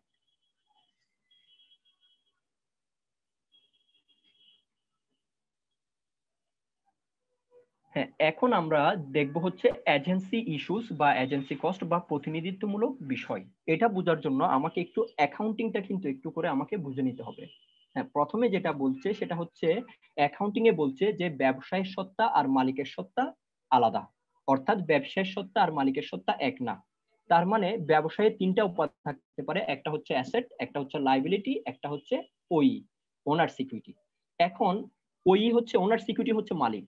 এখন মালিক পক্ষ যখন দেখা যাচ্ছে ব্যবসা পরিচালনার জন্য বা কোম্পানি পরিচালনা করার জন্য কোনো ব্যক্তিকে যখন দায়িত্ব দেয়, তখন সেই ব্যক্তিটা ওই মালিকের পক্ষ হয়ে কাজ করে থাকে। যেমন ধরেন একটা কোম্পানির শেয়ার হোল্ডার আছে 1000, এই 1000 জন হচ্ছে কোম্পানির মালিক। এখন এই 1000 জন থেকে 1000 জনে নিয়োগ দিল একজন ব্যক্তিকে, যিনি কোম্পানির ম্যানেজার। তাহলে ম্যানেজার কি করতেছে? শেয়ার হোল্ডারদের পক্ষ হয়ে ম্যানেজারিয়াল কাজটা করছে। তাহলে এখানে ম্যানেজার হচ্ছে ওই শেয়ার হোল্ডারদের এজেন্ট বা প্রতিনিধি। এখন এই এজেন্টকে যে বেতনটা দেওয়া হচ্ছে, এই ব্যবসা প্রতিষ্ঠানটা পরিচালনা করার জন্য কোনো একজন ব্যক্তিকে ম্যানেজার হিসেবে নিয়োগ দেওয়ার কারণে, বা পরিচালক হিসেবে নিয়োগ দেওয়ার কারণে, বা একজন কর্মী হিসেবে নিয়োগ দেওয়ার কারণে, সে যে কাজটা করছে তার বিনিময়ে তাকে যে অর্থটা আমি প্রদান করছি, সেটা হচ্ছে আমার এজেন্সি কস্ট বা প্রতিনিধিত্বমূলক খরচ। এখন এখানে আরেকটা বিষয় যেটা আমাদেরকে জানতে হবে, সেটা হচ্ছে এজেন্সি প্রবলেম। এই প্রতিনিধিত্ব বিষয়ের মধ্যে একটা সমস্যা অনেক সময় রেজ হয়ে যায়। সেটা কিভাবে হয়, এজেন্সি প্রবলেমটা কিভাবে রেজ হচ্ছে। এখন খেয়াল করেন, আমি কোন একজন ব্যক্তিকে, আমি শেয়ার হোল্ডার, আমি একজন ম্যানেজার নিয়োগ করলাম, সে হচ্ছে আমার দিকটা বিবেচনা করে ব্যবসা প্রতিষ্ঠান পরিচালনা করবে। এখন যদি সে শেয়ার হোল্ডারদের উদ্দেশ্যটা বিবেচনা করে ব্যবসা প্রতিষ্ঠান পরিচালনা না করে, তার ব্যক্তিগত উদ্দেশ্য, তার ব্যক্তিগত লাভের জন্য যখন সে কি করে থাকে, প্রতিনিধিত্বমূলক কাজ করে থাকে, তখন দেখা যাচ্ছে একটা সমস্যা সৃষ্টি হয়। এই সমস্যাটা হচ্ছে কি conflict between shareholder and agent অথবা ম্যানেজার। অর্থাৎ শেয়ার হোল্ডার এবং মালিক এবং এই যে ম্যানেজার ব্যবস্থাপক, এই দুজনের ইন্টেনশনটা যখন চেঞ্জ হয়ে যায়, দুজনের উদ্দেশ্য যখন চেঞ্জ হয়ে যায়, তখন একটা সমস্যার সৃষ্টি হয়, যেটাকে আমরা বলছি এজেন্সি প্রবলেম। এই জিনিসটা আমাকে মাথায় রাখতে হবে। তাহলে প্রতিনিধিত্বমূলক সমস্যাটা কখন হচ্ছে? যখন শেয়ার হোল্ডারদের যে উদ্দেশ্য বা শেয়ার হোল্ডাররা যে উদ্দেশ্যে একজন ব্যবস্থাপককে নিয়োগ করছে, ব্যবস্থাপক সেই উদ্দেশ্যে কাজ না করে ব্যবস্থাপক তার নিজস্ব লাভের জন্য, নিজস্ব ফায়দা উঠানোর জন্য যখন কাজ করে থাকে, তখন যে সমস্যাটা সৃষ্টি হচ্ছে সেটাকে আমরা বলছি এজেন্সি প্রবলেম। হ্যাঁ, এখন আমরা অর্থায়নের কয়েকটা গুরুত্বপূর্ণ থিওরি গুলো দেখবো, যেমন পোর্টফোলিও থিওরি। হ্যারি মার্কুইজ 1952 সালে এই পোর্টফোলিও থিওরিটা দিয়ে থাকে। 1952 সালে পোর্টফোলিও থিওরিটা হচ্ছে কি, যে কালেকশন অফ অ্যাসেটস, যে আমরা কয়েকটা অ্যাসেটকে এক করে বিনিয়োগ করব, এটাকে বলছে পোর্টফোলিও। যেমন আমি ধরেন শেয়ার একটা অ্যাসেট, বন্ড একটা অ্যাসেট, যখন আমি দুটাকে একসাথে করে নিচ্ছি, তখন সেটাকে আমরা বলছি পোর্টফোলিও, মানে কালেকশন অফ অ্যাসেট ক্লাসেস। এই থিওরিটা উনি 1952 সালে নিয়ে আসে। এরপরে ক্যাপিটাল অ্যাসেট প্রাইসিং মডেল, এটা উইলিয়াম শার্প দিয়ে থাকে 1964 সালে। এখানে কোম্পানির যে একটা মানে একটা কোম্পানির যে প্রয়োজনীয় যে মূলধনটা আছে, রিকোয়ার্ড রেট অফ রিটার্ন, সেটাতে ঝুঁকি মুক্ত এবং ঝুঁকি আয়ের সম্পর্ক বিবেচনা করে নিতে হবে, উনি এই কথাটা বলছে। এরপরে হচ্ছে আরবিট্রেজ প্রাইসিং থিওরি, যেটা 1976 সালে দিয়ে থাকে। এরপরে হচ্ছে ব্ল্যাক মডেল, যেটা 1976 সালে দেয়। ওপেন প্রাইসিং থিওরি দেয় হচ্ছে 1970 সালে। এর মধ্যে আমরা সবচেয়ে বেশি যেটা ইউজ করে থাকি আমাদের ফাইন্যান্সে, দুইটা থিওরি সবচেয়ে বেশি ইউজ করে থাকি। মানে আমাদের বইগুলোতে আমরা যদি পরবর্তী অধ্যায়গুলো আলোচনা করি, তখন সেখানে আমরা প্রথম দুইটা থিওরি মূলত আমরা আলোচনা করি, যেটা হচ্ছে একটা হচ্ছে পোর্টফোলিও থিওরি, একটা হচ্ছে সিএপিএম বা ক্যাপএম, যেটা আমরা আমাদের পরবর্তী লেকচারগুলোতে আমরা ওগুলো নিয়ে বিস্তারিত আলোচনা করব।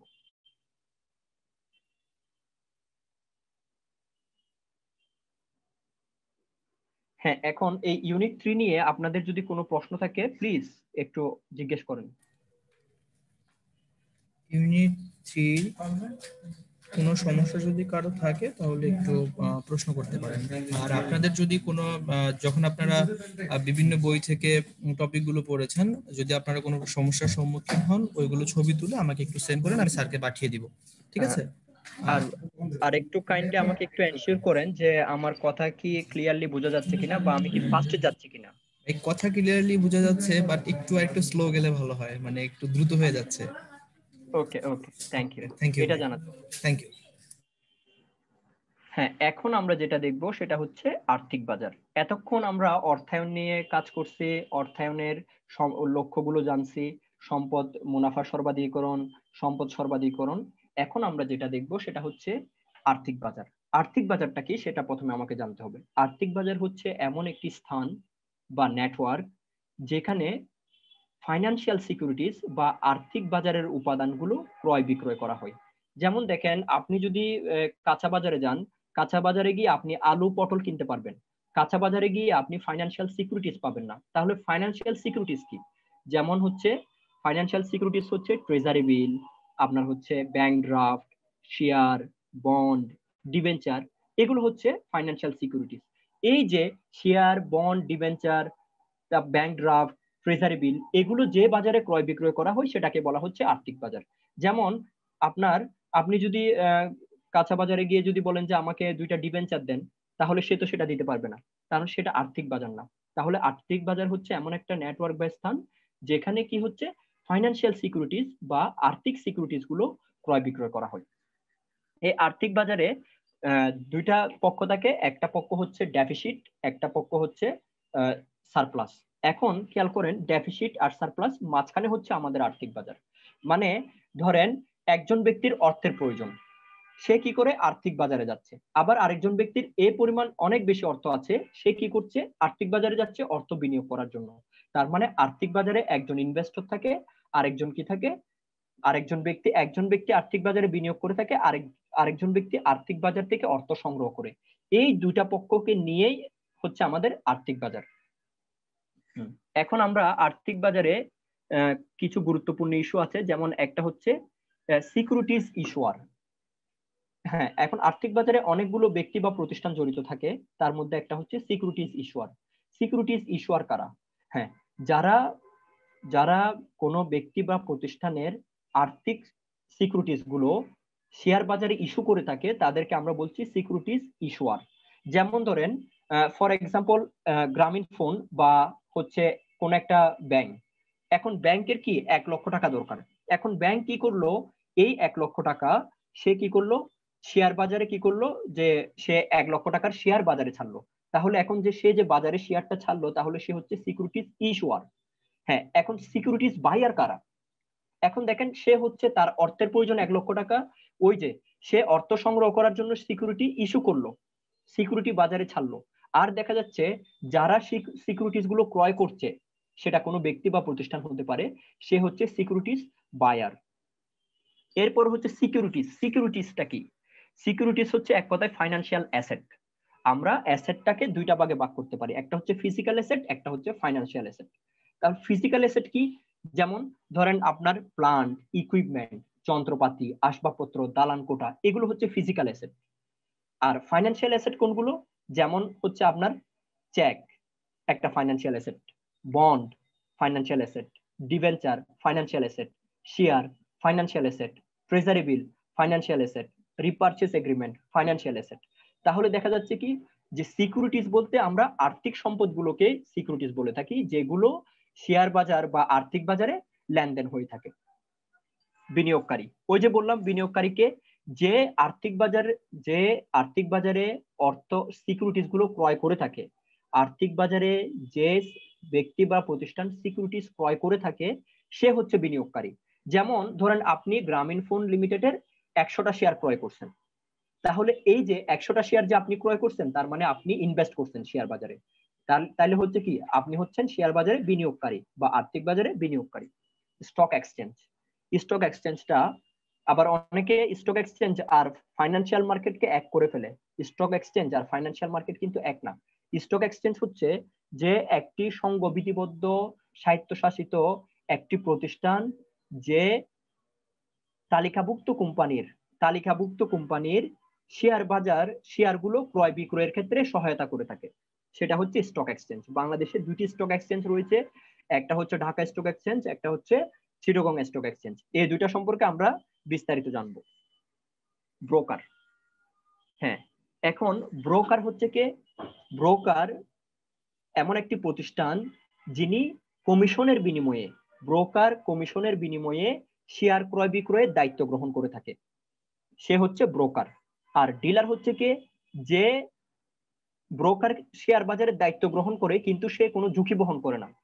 যে ব্রোকারের কাজ হচ্ছে যে ক্রেতা আছে, যে বিক্রেতা আছে তাদের সাথে মধ্যস্থতা করে কমিশনের বিনিময়ে শেয়ার বাজারে লেনদেনে সহায়তা করে থাকে। ব্রোকার কিন্তু কোনো রিস্ক গ্রহণ করে না, কোনো রিস্ক টেক করে না। কিন্তু ডিলার যিনি আছে, ডিলার কোন একটি প্রতিষ্ঠান যিনি কি করে নিজেদের লাভের জন্য সিকিউরিটিজ ক্রয় করে পুনরায় বিক্রি করে। মানে যেমন ধরেন গ্রামীণ ফোন লিমিটেড থেকে 100টা শেয়ার এই প্রতিষ্ঠানটা ডিলারে কিনে নিয়ে পরে সেটা ডিলার বিক্রি করতেছে। তার মানে ডিলার ওই 100 শেয়ারের রিস্ক নিল। তাহলে কি ডিলার আর ব্রোকারের মধ্যে বেসিক যে ডিফারেন্সটা, ব্রোকার প্রতিষ্ঠানটা রিস্ক টেক করে না, রিস্ক গ্রহণ করে না, ঝুঁকি গ্রহণ করে না, কিন্তু ডিলার কি করে থাকে? ঝুঁকি গ্রহণ করে থাকে। হ্যাঁ, এখন আসেন Bangladesh securities and exchange commission. এটা 1993 সালে গঠিত একটি প্রতিষ্ঠান, যেটা বাংলাদেশের যে শেয়ার বাজার আছে বা মূলধন বাজার আছে, এই মূলধন বাজারকে নিয়ন্ত্রণ করার জন্য। যেমন দেখেন ঢাকা স্টক এক্সচেঞ্জে বিভিন্ন সময় ধস নামে, 2010-এ আমরা একটা দেখেছি ধস নামতে, এরপরে 2008-এ একবার দেখলাম আমরা ধস নামতে।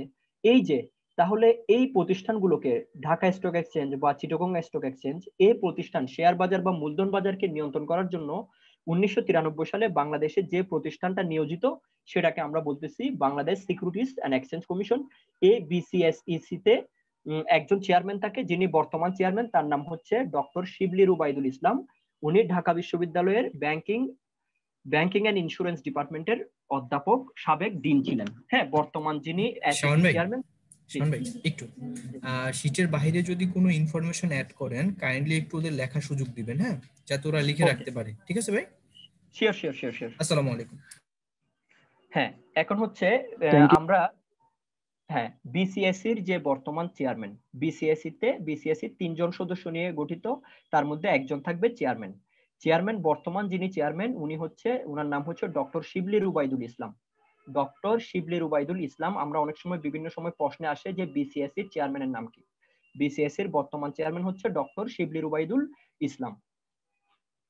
হ্যাঁ, এরপরে হচ্ছে ডিপোজিটরি।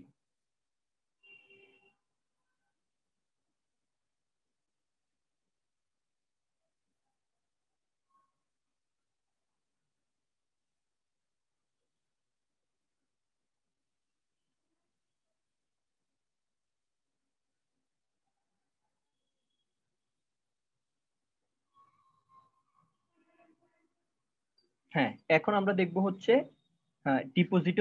ডিপোজিটরিটা কি আমরা একটু দেখে নিই। সেটা হচ্ছে কি যে ধরেন আপনার বাংলাদেশে কিছু প্রতিষ্ঠান আছে যে যখন আগে একটা সময় দেখা যাচ্ছে কি আমাদের ইলেকট্রনিক বেসড কোনো ধরনের লেনদেন হতো না। দেখা যাচ্ছে কি আমরা এই জবিং পদ্ধতি বা কল ওভার পদ্ধতিতে আমরা লেনদেন করে থাকতাম।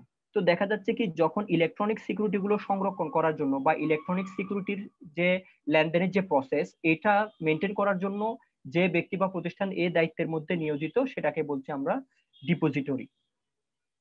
এরপরে হচ্ছে মার্চেন্ট ব্যাংকার কারা? যারা হচ্ছে মার্চেন্ট ব্যাংকার হচ্ছে একটা বিনিয়োগ ব্যাংকার। মার্চেন্ট ব্যাংকিং এর কাজটা হচ্ছে কি, এরা প্রতিষ্ঠানের শেয়ার ক্রয় করে সেখানে বিনিয়োগ করে থাকে মার্চেন্ট ব্যাংকার। যেমন আইসিবি একটা merchant banker, investment corporation of Bangladesh, যেটি 1976 সালে প্রতিষ্ঠিত হয়। আপনারা লিখে নিতে পারেন, আইসিবির কার্যক্রম শুরু হয় 1 অক্টোবর 1976 সালে। আইসিবির বর্তমান চেয়ারম্যান হচ্ছে, যিনি আইসিবির বর্তমান চেয়ারম্যান, তার নাম হচ্ছে ডক্টর কিসমাতুল আহসান। ডক্টর কিসমাতুল আহসান হচ্ছে বর্তমান আইসিবির চেয়ারম্যান, ঢাকা ইউনিভার্সিটি ফাইন্যান্স ডিপার্টমেন্টের সাবেক চেয়ারম্যান ও অধ্যাপক, আইসিবির যিনি চেয়ারম্যান। এরা এই যে মার্চেন্ট ব্যাংকিং এর কাজ হচ্ছে, এরা পুঁজিবাজার থেকে শেয়ার ক্রয় করে নেয়, শেয়ার ক্রয় করে নিয়ে সেটা দেন বিনিয়োগকারীদের কাছে, থার্ড পার্টির কাছে তারা শেয়ারটা সেল করে, মার্চেন্ট ব্যাংকিং। এরপরে হচ্ছে credit rating company. Credit rating কোম্পানিটা কি?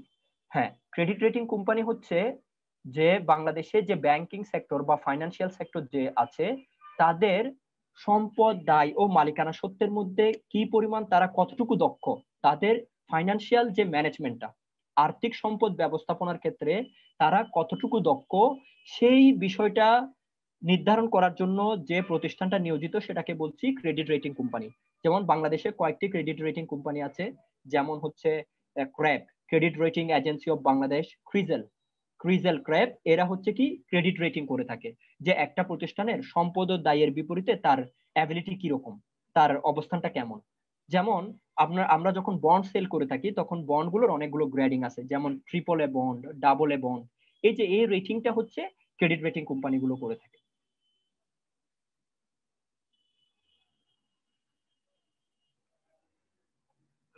এরপরে হচ্ছে বাংলাদেশ ব্যাংক।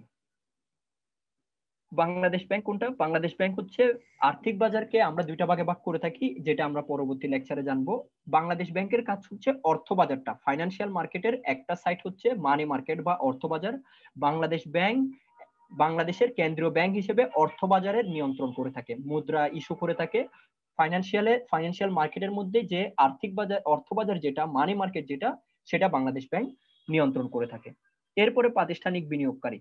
প্রাতিষ্ঠানিক বিনিয়োগকারী বলতে যারা বোঝাচ্ছে আর্থিক বাজারে, যেমন ধরেন বাণিজ্যিক ব্যাংক আছে, বিভিন্ন ধরনের কোম্পানি আছে, লিজিং কোম্পানি আছে, ফাইন্যান্সিয়াল কোম্পানি আছে, এরা হচ্ছে প্রাতিষ্ঠানিক বিনিয়োগকারী। কিরকম? যেমন ধরেন কোন একটা কোম্পানি শেয়ার ইস্যু করলো, তো শেয়ার ইস্যু করে এখন দেখা যাচ্ছে কি কোন একটা বাণিজ্যিক ব্যাংক সেখান থেকে শেয়ার ক্রয় করলো, তাহলে এই যে এটা একটা প্রতিষ্ঠান ক্রয় করছে, এটা কোনো ব্যক্তি ক্রয় করেনি। এই যে এই জন্য যার কারণে বলা হচ্ছে এটাকে প্রাতিষ্ঠানিক বিনিয়োগকারী।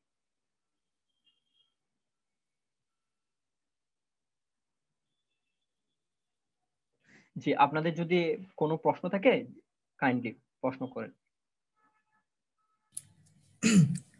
শাওন ভাই, জি। ভাই একটু কাইন্ডলি চ্যাটটা একটু চেক করেন, চ্যাটে কয়েকজন প্রশ্ন করছে। ও আচ্ছা আচ্ছা, হ্যাঁ করছি।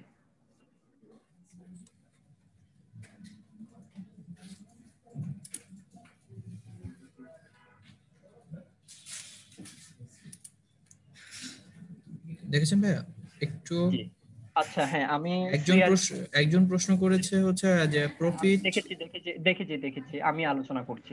হ্যাঁ, প্রফিট ম্যাক্সিমাইজেশন আর হচ্ছে ওয়েলথ ম্যাক্সিমাইজেশনের মেইন ডিফারেন্সটা কি হতে পারে? প্রফিট ম্যাক্সিমাইজেশন আর ওয়েলথ ম্যাক্সিমাইজেশনের মূল পার্থক্য হচ্ছে, প্রফিট ম্যাক্সিমাইজেশনে বলা হচ্ছে কোম্পানির মুনাফাটা বৃদ্ধি পাবে, মুনাফা বৃদ্ধি করতে হবে, এটা হচ্ছে প্রফিট ম্যাক্সিমাইজেশন। আর ওয়েলথ ম্যাক্সিমাইজেশন বলছে যে শেয়ার বাজারে শেয়ার হোল্ডারদের শেয়ারের যে প্রাইস সেটা বৃদ্ধি করতে হবে, সেটা হচ্ছে ওয়েলথ ম্যাক্সিমাইজেশন। এটাই হচ্ছে মূল পার্থক্য। প্রফিট ম্যাক্সিমাইজেশনে কোম্পানির মুনাফা বৃদ্ধি করার উদ্দেশ্যে জোর দেয়, আর ওয়েলথ ম্যাক্সিমাইজেশনে শেয়ারের মূল্য বৃদ্ধির ক্ষেত্রে জোর দেওয়া হয়।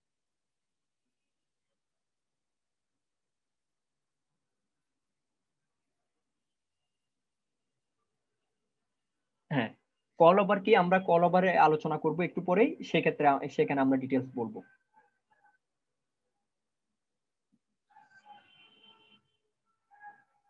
হ্যাঁ, এখন আমরা আলোচনা করব হচ্ছে আর্থিক বাজারের যে প্রকারভেদ সেগুলো। হ্যাঁ, আপনি যে ব্যাংক ড্রাফট প্রশ্ন করেছেন, আমি এখনই সেটা আলোচনা করব, এখনই করব এগুলো।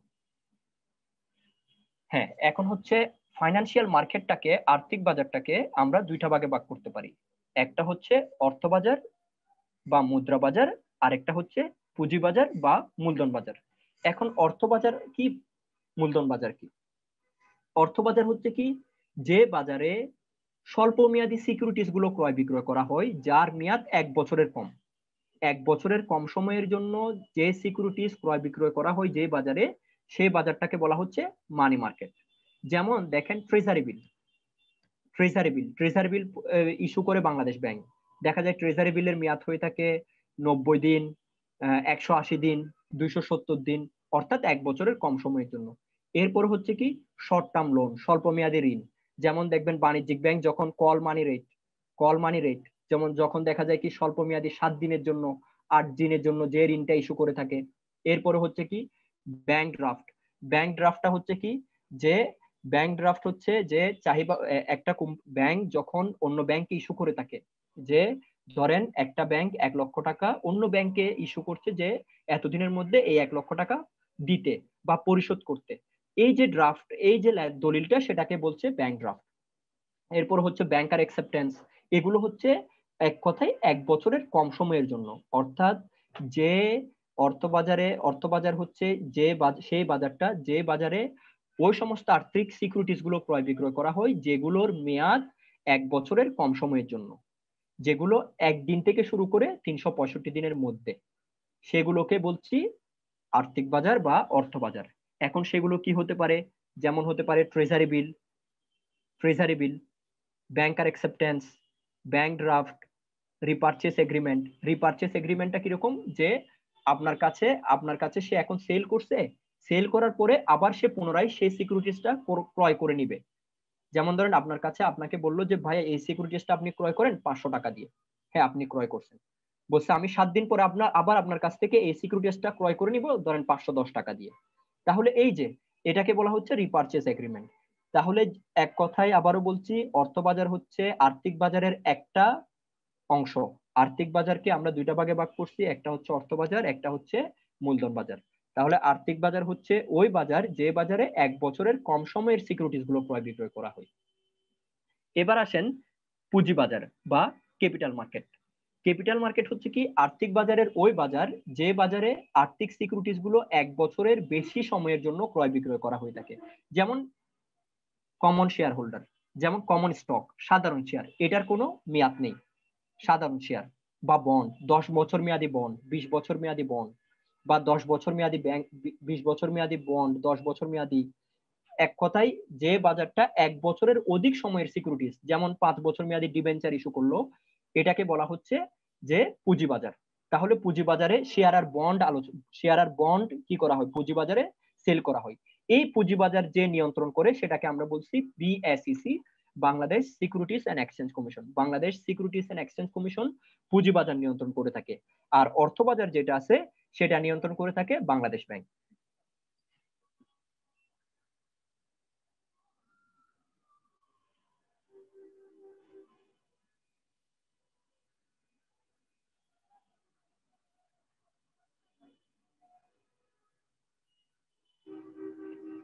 হ্যাঁ, এখন আমরা যেটা দেখবো সেটা হচ্ছে শেয়ার বা ইকুইটির বাজার।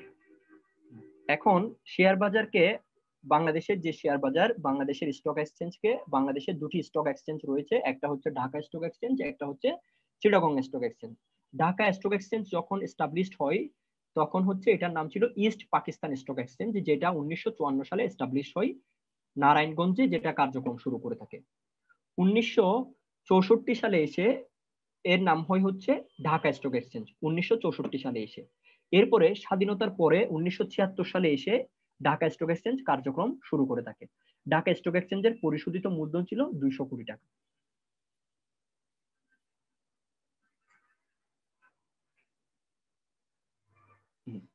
আর চিটাগং স্টক এক্সচেঞ্জ, যেটা 1995 সালে শুরু হয়। চিটাগং স্টক এক্সচেঞ্জে অটোমেশন পদ্ধতি চালু হয় 1998 সালে। 1998 সালে চিটাগং স্টক এক্সচেঞ্জে অটোমেশন পদ্ধতি চালু হয়। চিটাগং স্টক এক্সচেঞ্জের কার্যক্রম শুরু করে 1995 সালে। এই শেয়ার বাজার ছাড়া আরো কয়েকটা বাজার আছে, যেমন হচ্ছে প্রাথমিক বাজার। প্রাথমিক বাজারটা কি? প্রাথমিক বাজার হচ্ছে সদ্য নিবন্ধিত কোম্পানি যখন জনসাধারণের উদ্দেশ্যে বিজ্ঞপ্তির মাধ্যমে শেয়ার ক্রয় বিক্রয় করে থাকে, সেটাকে বলছি আমরা প্রাথমিক বাজার বা প্রাইমারি মার্কেট। অর্থাৎ একটা কোম্পানি যখন এস্টাবলিশড হয়, নিবন্ধিত হয়, নিবন্ধিত কোম্পানিকে বিবরণীর মাধ্যমে বিবরণীটা বিজ্ঞপ্তিটা বিজ্ঞাপনের মাধ্যমে হতে পারে বা অন্য কোনো মাধ্যমে হতে পারে। এভাবে জনসাধারণ উদ্দেশ্যে যখন শেয়ার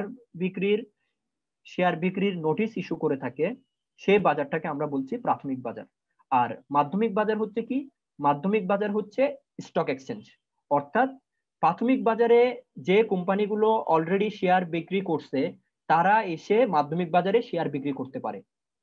তার মানে একটা কোম্পানিকে সবার আগে মাধ্যমিক বাজারে শেয়ার বিক্রি করতে হয়। মাধ্যমিক বাজারে ইস্যুকৃত, অর্থাৎ মাধ্যমিক বাজারে ইস্যুকৃত কোম্পানিগুলো দেন এসে কোথায়? মাধ্যমিক বাজারে সেকেন্ডারি স্টক মার্কেটে, ঢাকা স্টক এক্সচেঞ্জ বা চিটং স্টক এক্সচেঞ্জে শেয়ার ইস্যু করে থাকে। তার মানে হচ্ছে সদ্য গঠিত কোম্পানিগুলো প্রাথমিক বাজারে শেয়ার ইস্যু করবে, আর প্রাথমিক বাজারে ইস্যুকৃত কোম্পানিগুলো, শেয়ার ইস্যুকৃত কোম্পানিগুলো মাধ্যমিক বাজারে এসে শেয়ার ইস্যু করে থাকবে। এরপরে হচ্ছে ওটিসি বা over the counter market. OTC বা ওভার দ্য কাউন্টার মার্কেট হচ্ছে কি? অতালিকাভুক্ত কোম্পানিগুলো, যে কোম্পানিগুলো স্টক এক্সচেঞ্জে লিস্টেড না, অর্থাৎ আপনি ঢাকা স্টক এক্সচেঞ্জ বা চিটং স্টক এক্সচেঞ্জ এই প্রতিষ্ঠানগুলো তালিকাভুক্ত না, তারা যে বাজারে শেয়ার ক্রয় বিক্রয় করে থাকে সেটাকে আমরা বলছি ওটিসি বা ওভার দ্য কাউন্টার মার্কেট। হ্যাঁ, এখন আমরা শেয়ার ইস্যু করার ক্ষেত্রে কয়েকটা প্রক্রিয়া অনুসরণ করে থাকি, সেগুলো আমরা এখন দেখব। যেমন এখানে একটা দেখাচ্ছে হচ্ছে কল ওভার পদ্ধতি। কল ওভার পদ্ধতিটা কি? কল ওভার পদ্ধতিটা হচ্ছে শেয়ার ক্রয় বিক্রয়ের ক্ষেত্রে সবচেয়ে পুরাতন পদ্ধতি। এই ক্ষেত্রে কি হয়? একটা ফ্লোরে একজন ব্যক্তি দাঁড়িয়ে থাকে, একজন ব্যক্তি দাঁড়িয়ে থেকে উনি কল করতে থাকে যে এই কোম্পানির শেয়ারের প্রাইস এত টাকা। তো ইনভেস্টর বা বিনিয়োগকারীরা সেখানে বসে, মানে ওই কনফারেন্স রুমে বা ওই নির্দিষ্ট রুমে কক্ষে থাকে। তখন দেখা যায় কি যে একজন ব্যক্তি বলে যে গ্রামীণ ফোন লিমিটেডের শেয়ারের প্রাইস 10 টাকা। তখন দেখা যায় যারা কিনবে তারা হাত তুলে বা তারা বলে যে হ্যাঁ আমরা কিনবো। এই যে এটাকে বলা হচ্ছে কল ওভার পদ্ধতি, যে একজন ব্যক্তি ফ্লোরে দাঁড়িয়ে অ্যানাউন্স করতে থাকে বিভিন্ন কোম্পানির শেয়ারের মূল্য, যারা ক্রয় করবে তারা দেখা যাচ্ছে কি সেই শেয়ারটা ক্রয় করে থাকে, বা যারা বিক্রি করবে তারা বলে যে হ্যাঁ আমরা এটা সেল করব। এভাবে করে এটা হয়। তারপরে হচ্ছে কি ট্রেডিং পোস্টিং পদ্ধতি।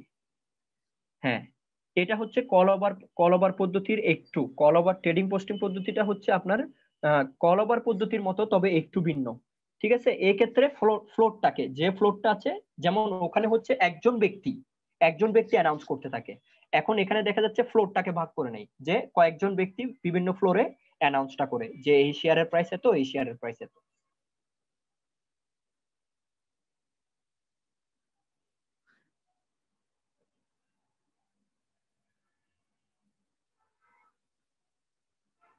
এরপরে হচ্ছে জবিং পদ্ধতি। জবিং পদ্ধতিটা কখন হচ্ছে? যখন দেখা যাচ্ছে শেয়ার বাজারের পার্টিসিপেন্ট যারা আছে, যারা শেয়ার বাজারে অংশগ্রহণ করছে, তাদের সংখ্যাটা যখন বেড়ে যায়, তখন দেখা যাচ্ছে জবিং পদ্ধতিটা হয়। এই জবিং পদ্ধতিতে ব্রোকার আর ডিলাররা থাকে। ব্রোকার আর ডিলার কারা? ব্রোকার হচ্ছে মধ্যস্থতা করে, যে দেখা যাচ্ছে শেয়ারের বিক্রেতা অনেক, শেয়ারের ক্রেতা অনেক, তখন দেখা যাচ্ছে ব্রোকার বা ডিলাররা কি করে, যে আচ্ছা ঠিক আছে আমি আপনার এই শেয়ারগুলো সেল করে দিব, আপনি আমাকে এত টাকা কমিশন দিবেন। বা এই যে ক্রেতা আর বিক্রেতার সাথে মধ্যস্থতা করে দেখা যাচ্ছে কি ব্রোকার এখানে কমিশনটা নিচ্ছে, এটাকে বলছে জবিং পদ্ধতি। আর ডিলার করছে কি? ডিলার এই জায়গায় ডিলারের কাজটা হচ্ছে ডিলার নিজে ক্রয় করছে ভবিষ্যতে বিক্রি করার জন্য। আর অটোমেশন পদ্ধতিটা হচ্ছে সম্পূর্ণ অনলাইন পদ্ধতি, যেটা 1998 সাল থেকে আমাদের এখানে চালু হয়েছে। অনলাইন পদ্ধতিতে হচ্ছে কেউ কোনো ফ্লোর থাকবে না, কোনো কিছু থাকবে না, অনলাইনে শেয়ারের প্রাইস গুলো দেখা যাবে, সেখান থেকে যিনি কিনতে চাচ্ছে তিনি কি করবে? অর্ডার করবে, আর যিনি বিক্রি করতে চাচ্ছে তিনি সেল করতে পারবে অনলাইনের মাধ্যমে, সম্পূর্ণ ইন্টারনেটের মাধ্যমে। যে শেয়ার বাজারে যে লেনদেন কার্যক্রমটা হচ্ছে সেটাকে আমরা বলছি অটোমেশন পদ্ধতি। হ্যাঁ, বন্ড বাজার, বন্ডটা কি? আমাদেরকে আগে সেটা জানতে হবে, বন্ড কি। হ্যাঁ, শেয়ার হচ্ছে পুঁজিবাজারে দুইটা উপাদান আছে, একটা হচ্ছে শেয়ার, একটা হচ্ছে বন্ড। শেয়ার হচ্ছে কি? কোম্পানির মূলধনের ক্ষুদ্রতম সমান অংশটাই হচ্ছে শেয়ার। আর বন্ড হচ্ছে একটা দীর্ঘমেয়াদী আর্থিক সিকিউরিটিজ, যেটা আর্থিক বাজারে বিক্রি করা হয় দীর্ঘমেয়াদী মূলধন সংগ্রহের উদ্দেশ্যে বা দীর্ঘমেয়াদী বিনিয়োগের উদ্দেশ্যে। অর্থাৎ বন্ড হচ্ছে আপনার জন্য দায়। যিনি বন্ড সেল করে থাকে তার জন্য এটা লাইবিলিটি, আর যিনি বন্ড বাই করে থাকে তার জন্য এটা অ্যাসেট। এখন এই বন্ডটাকে আমরা দুইটা ভাগে ভাগ করছি, একটা হচ্ছে সরকারি বন্ড বাজার, একটা হচ্ছে কর্পোরেট বন্ডের বাজার। কর্পোরেট বন্ডের বাজার হচ্ছে কি, যখন কর্পোরেশন গুলো, ফার্ম গুলো, কোম্পানি গুলো যখন আর্থিক বাজারে তার দীর্ঘমেয়াদী মূলধন সংগ্রহ করার জন্য বন্ড ইস্যু করে থাকে, তখন সেটাকে আমরা বলে থাকি কর্পোরেট বন্ড। বাংলাদেশে কয়েকটা কোম্পানি কর্পোরেট বন্ড ইস্যু করে থাকে, যেমন হচ্ছে ইসলামী ব্যাংক, মুদারাবা। ইসলামী ব্যাংক যে বন্ডটা ইস্যু করে থাকে সেটাকে ওরা ইসলামী ব্যাংক মুদারাবা নামে বলে। ব্র্যাক ব্যাংক বন্ড ইস্যু করে থাকে, এসিআই বন্ড ইস্যু করে থাকে, এসিআই। জি, বন্ডকে আমরা ঋণপত্র বলে থাকি। বন্ডের বাংলা হচ্ছে ঋণপত্র। ঋণপত্র, বন্ডের বাংলা হচ্ছে ঋণপত্র। হ্যাঁ, আবার সরকারি বন্ড হচ্ছে কি, সরকারি বন্ড হচ্ছে সরকারি বন্ড হচ্ছে সরকার তার প্রয়োজনীয় অর্থ সংগ্রহ করার জন্য যখন মূলধন বাজারে বা পুঁজি বাজারে যখন বন্ড ইস্যু করে থাকে, তখন সেটাকে আমরা বলছি সরকারি বন্ড বাজার। আরেকটা আছে আন্তর্জাতিক বন্ড বাজার। আন্তর্জাতিক বন্ড বাজার হচ্ছে যখন একটা দেশ যখন আরেকটা দেশের কাছে বন্ড সেল করে থাকে। ফর এক্সাম্পল, আমরা যদি দেখি যে ইউএস এর অনেকগুলো বন্ড চায়না ক্রয় করে থাকে। ইউএসএ অনেকগুলো তার প্রয়োজনীয় মূলধন সংগ্রহ করার জন্য আন্তর্জাতিকভাবে বন্ড ইস্যু করে থাকে। সে বন্ডটা দেখা যায় অধিকাংশ বন্ড চায়না পারচেজ করে থাকে। এই যে যখন একটা দেশের সরকার আরেকটা দেশকে, বাইরের আরেকটা দেশকে যখন বন্ড ইস্যু করে থাকে, তখন সেটাকে আমরা ইন্টারন্যাশনাল বন্ড বা আন্তর্জাতিক বন্ড বলছি।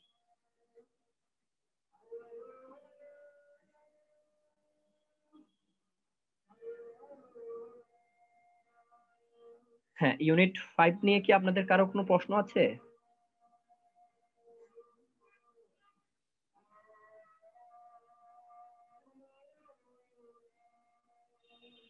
ইউনিট 5 নিয়ে কোনো প্রশ্ন আছে?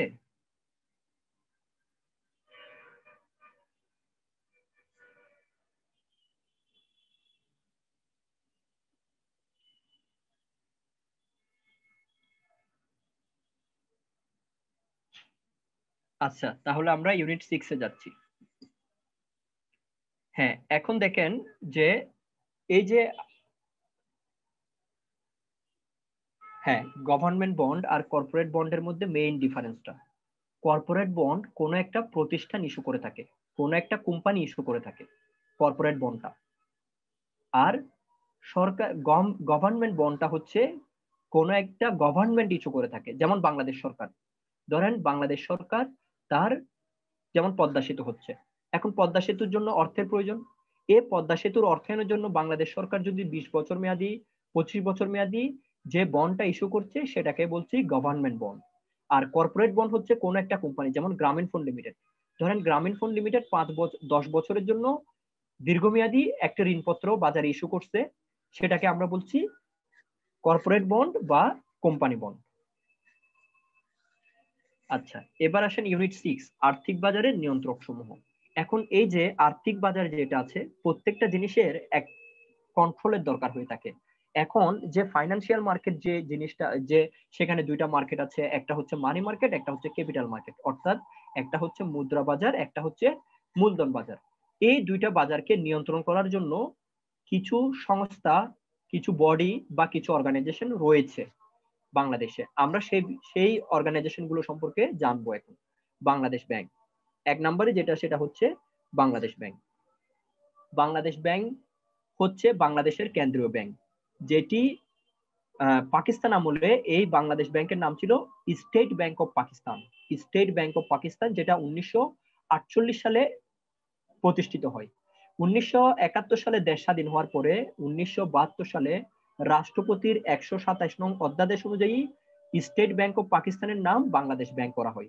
বাংলাদেশ ব্যাংক দেশের কেন্দ্রীয় ব্যাংক, দেশের ব্যাংকের ব্যাংক, অর্থাৎ দেশের মুদ্রা বাজার যেটা আছে, মানি মার্কেট যেটা আছে, মুদ্রা বাজার যেটা, সে মুদ্রা বাজারের নিয়ন্ত্রক হচ্ছে বাংলাদেশ ব্যাংক। বাংলাদেশ ব্যাংক সরকারের পক্ষ হয়ে নোট, মুদ্রা প্রচলন করে থাকে, ঋণ নিয়ন্ত্রণ করে থাকে, ট্রেজারি বিল ইস্যু করে থাকে, সরকারের ব্যাংক হিসেবে কাজ করে থাকে। বাংলাদেশ ব্যাংক একটি স্বায়ত্তশাসিত প্রতিষ্ঠান।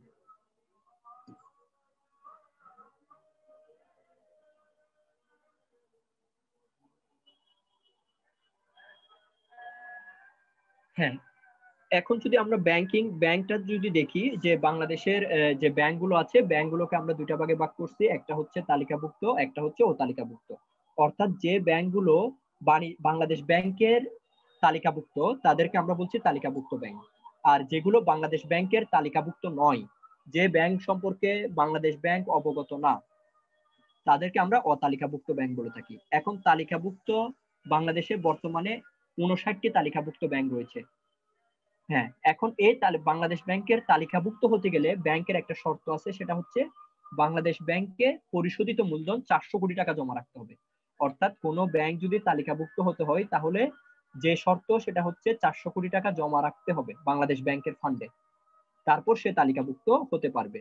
আর তালিকাভুক্ত যদি হয়, তালিকাভুক্ত কোনো ব্যাংক যদি গ্রাহকের সাথে প্রতারণা করে তাহলে বাংলাদেশ ব্যাংক সেক্ষেত্রে কি নেই, অ্যাকশন নেই, যথাযথ সিদ্ধান্ত গ্রহণ করে সে ব্যাংকের বিরুদ্ধে।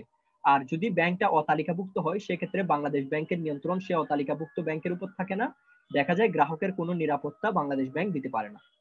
আর NBFI, non bank financial institution, হ্যাঁ, প্রেসিডেন্ট বাংলাদেশ ব্যাংকের যিনি গভর্নর বর্তমানে তার নাম হচ্ছে ডক্টর ফজলে কবির। ডক্টর ফজলে কবির উনি বাংলাদেশ ব্যাংকের গভর্নর, চট্টগ্রাম বিশ্ববিদ্যালয়ের সাবেক ইকোনমিক্স ডিপার্টমেন্টের স্টুডেন্ট। স্যার উনি কততম গভর্নর বলে দিলে একটু ভালো হবে। উনি হচ্ছে উনি 11তম গভর্নর। দশম গভর্নর ছিল doctor Atiur Rahman. Thank you sir. হ্যাঁ, তাহলে ডক্টর ফজলে কবির হচ্ছে বাংলাদেশের বর্তমান বাংলাদেশ ব্যাংকের গভর্নর। আর বাংলাদেশ ব্যাংকের শাখা আছে 10টি। বাংলাদেশ ব্যাংকের মূল শাখাটা হচ্ছে মতিঝিল, ঢাকার মধ্যে বাংলাদেশ ব্যাংকের শাখা 2টি, আর 8টি বিভাগীয় শহরে 8টি। টোটাল বাংলাদেশ ব্যাংকের শাখা হচ্ছে 10টি। হ্যাঁ, এনবিএফআই হচ্ছে নন ব্যাংক ফাইন্যান্সিয়াল ইনস্টিটিউশন।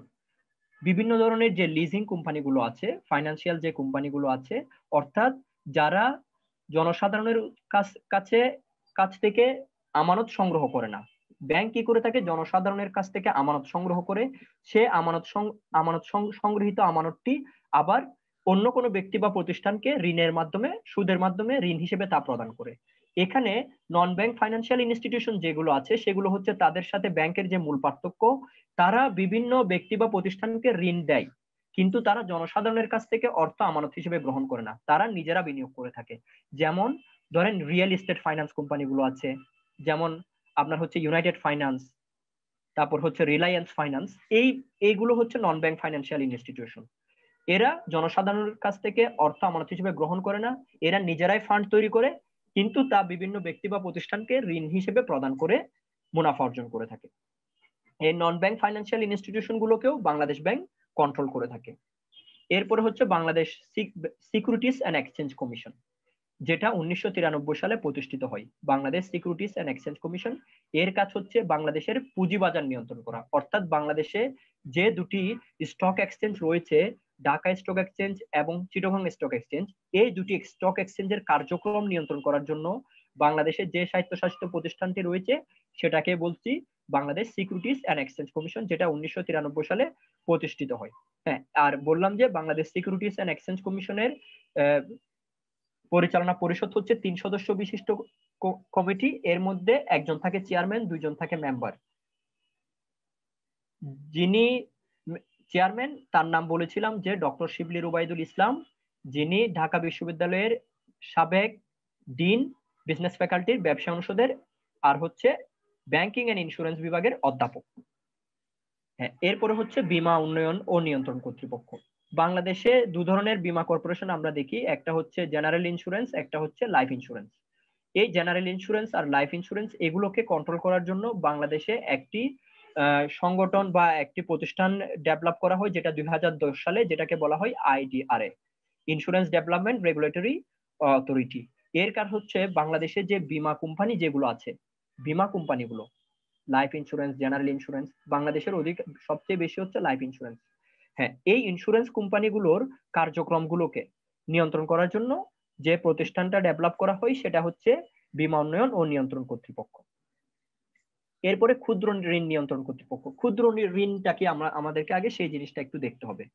ক্ষুদ্র ঋণটা হচ্ছে জামানতবিহীন ঋণ, অর্থাৎ যে ঋণের বিপরীতে কোনো ধরনের জামানত গ্রহণ করা হয় না সেটাকে আমরা বলছি ক্ষুদ্র ঋণ। হ্যাঁ, যেটা 1976 সালে বাংলাদেশে যিনি এই ক্ষুদ্র ঋণের বা মাইক্রো ক্রেডিটের যিনি প্রিকারসর বা অগ্রদূত উনি হচ্ছে ডক্টর মোহাম্মদ ইউনুস। ডক্টর মোহাম্মদ ইউনুসই মূলত ক্ষুদ্র ঋণের প্রিকারসর বা অগ্রদূত বা জনক যাই বলি।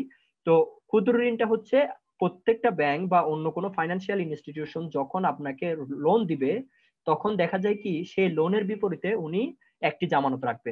সেটা হতে পারে কোনো ফিক্সড অ্যাসেট, সেটা হতে পারে স্বর্ণ, সেটা হতে পারে অন্য কোনো গুড মেটাল বা ভ্যালুয়েবল মেটাল হতে পারে সেটা। হ্যাঁ, কিন্তু ক্ষুদ্র ঋণ হচ্ছে আপনাকে ঋণের বিপরীতে কোনো ধরনের জামানত আপনাকে প্রদান করবে না, মানে আপনাকে কোনো ধরনের জামানত দিতে হবে না। আর ক্ষুদ্র ঋণের পরিমাণটা খুবই অল্প হয়ে থাকে, 5,000 10,000 এই টাইপের হয়ে থাকে। এখন দেখা যাচ্ছে কি বাংলাদেশে অনেকগুলো এনজিও, এনজিও কি নন গভর্নমেন্ট অর্গানাইজেশন, এই এনজিও গুলো দেখা যাচ্ছে কি ক্ষুদ্র ঋণ কার্যক্রম চালু করছে। দেখা যাচ্ছে গ্রামীণ ব্যাংক, গ্রামীণ ব্যাংক বা গ্রামীণ যে প্রতিষ্ঠানটা আছে সেটার একটা ব্যাংক হচ্ছে গ্রামীণ ব্যাংক। এরপরে ব্রাক, ব্রাক একটা এনজিও, গ্রামীণ একটা এনজিও, আশা একটা এনজিও। এভাবে এই যে এনজিও গুলো বিভিন্ন ধরনের ক্ষুদ্র ঋণ কার্যক্রম চালিয়ে থাকে। এখন ক্ষুদ্র ঋণগুলো কোথায় করে থাকে তারা, বেসিক্যালি দেখা যাচ্ছে কি হ্যাঁ বিভিন্ন উপজেলা, উপশহর বা প্রত্যন্ত অঞ্চলগুলোতে দেখা যাচ্ছে কি তারা সমিতির মাধ্যমে করে করে এই লোনের কার্যক্রমটা চালিয়ে থাকে। এখন দেখা যাচ্ছে কি এইভাবে যে বিস্তার হচ্ছে লোনটা, তো কিভাবে দিচ্ছে বা কিভাবে এটা তারা কিভাবে এটা অপারেট করছে, কিভাবে ঋণের সুদ নির্ধারণ করছে, কিভাবে সে তাদের কার্যক্রমটা পরিচালনা করছে, এই যে ক্ষুদ্র ঋণ কার্যক্রমটাকে নিয়ন্ত্রণ করার জন্য যে প্রতিষ্ঠানটা ডেভেলপ করা হয় সেটাকে বলা হচ্ছে মাইক্রো ক্রেডিট রেগুলেটরি অথরিটি। হ্যাঁ, এটার কাজ হচ্ছে কি ক্ষুদ্র ঋণটাকে নিয়ন্ত্রণ করা। এখন দেখা যাচ্ছে কি এরা এই ক্ষুদ্র ঋণে মূলত যেটা কম্পাউন্ডিং ইন্টারেস্ট তারা ইউজ করে থাকে, চক্রবৃদ্ধি সুদ যেটাকে বলছি, সুদের উপর সুদ। তো দেখা যায় কি দেখা যাচ্ছে অনেক সময় দেখা যায় এটা এভাবে কেন এই জিনিসটা ডেভেলপ করতে হলো। একটা সময় দেখা যাচ্ছে কি ক্ষুদ্র ঋণ নিয়ে আমাদের মানে অনেক কথাবার্তা চলে আসে, যে দেখা যায় যখন কোনো একজন ব্যক্তি দেখা যাচ্ছে ঋণের অর্থ পরিশোধ করতে পারে নাই, তখন দেখা যায় তার ঘরের মুরগি সেল করে দিতে হচ্ছে সেটা পরিশোধ করার জন্য, তার ঘরের টিন খুলে টিন বিক্রি করে দিতে হচ্ছে। এই ধরনের যখন দেখা যাচ্ছে এই জায়গায় একটা মানে আপনার হ্যারাসমেন্ট বা একটা প্রবলেম সমস্যার সৃষ্টি হয় বিভিন্ন ভাবে, তখন দেখা যাচ্ছে কি যে না গভর্নমেন্ট চিন্তা করলো যে একটা রেগুলেটরি অথরিটি দরকার যেটা এদেরকে কন্ট্রোল করবে।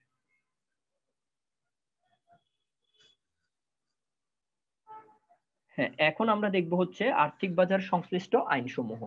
হ্যাঁ, এতক্ষণ আমরা দেখলাম আর্থিক বাজারের নিয়ন্ত্রক। এখন আমি যদি কোনো নিয়ন্ত্রণ, যিনি নিয়ন্ত্রণ করছে তাকে আমরা বলছি নিয়ন্ত্রক। এখন নিয়ন্ত্রণ করতে গেলে আমাকে তো কিছু আইনের মাধ্যমে আসতে হবে, কিছু আইন আমাকে অনুসরণ করতে হবে। যে আইনগুলো অনুসরণ করে আমি কি করব, ফাইন্যান্সিয়াল মার্কেটটাকে আমি কন্ট্রোল করব। এর মধ্যে একটা হচ্ছে কি অংশীদারি আইন 1932 সালের। হ্যাঁ, এটা কেন, এটা হচ্ছে অংশীদারি ব্যবসায় যারা করছে তাদের তাদের কার্যক্রম, তাদেরকে নিয়ন্ত্রণ করার জন্য 1932 সালে একটা আইন ডেভেলপ করা হয়। সেই আইনের মাধ্যমে অংশীদারি ব্যবসাটাকে নিয়ন্ত্রণ করা হয়। অংশীদারি ব্যবসায়ের মূল ভিত্তি হচ্ছে চুক্তি, চুক্তিপত্র না, চুক্তি হচ্ছে অংশীদারি ব্যবসায়ের মূল ভিত্তি। হ্যাঁ, এখন অংশীদারি ব্যবসায় সর্বনিম্ন সদস্য সংখ্যা হয়ে থাকে সাধারণত 2 জন, সর্বোচ্চ 20 জন, তবে ব্যাংকিং অংশীদারি ব্যবসায়ের ক্ষেত্রে 10 জন হয়ে থাকে। এই যে ব্যাংকিং অংশীদারি যে বিজনেসটা আছে এটাকে কন্ট্রোল করার জন্য আমাকে 1932 সালের অংশীদারি আইনটা ফলো করতে হয়। এরপরে বৈদেশিক বিনিময় নিয়ন্ত্রণ আইন। বৈদেশিক বিনিময় নিয়ন্ত্রণ আইনটা কি, যে বাংলাদেশ থেকে বৈদেশিক বিনিময়টা কি, যখন একটা দেশের মুদ্রা আরেকটা দেশের মুদ্রার সাথে বিনিময় করা হয় সেটাকে আমরা বলছি বৈদেশিক বিনিময়। যেমন ধরেন আপনি টাকাকে ডলারে কনভার্ট করছেন, যেমন $1 সমান ধরেন 80 টাকা। আবার এমনও হতে পারে যে $1 সমান 86 টাকা।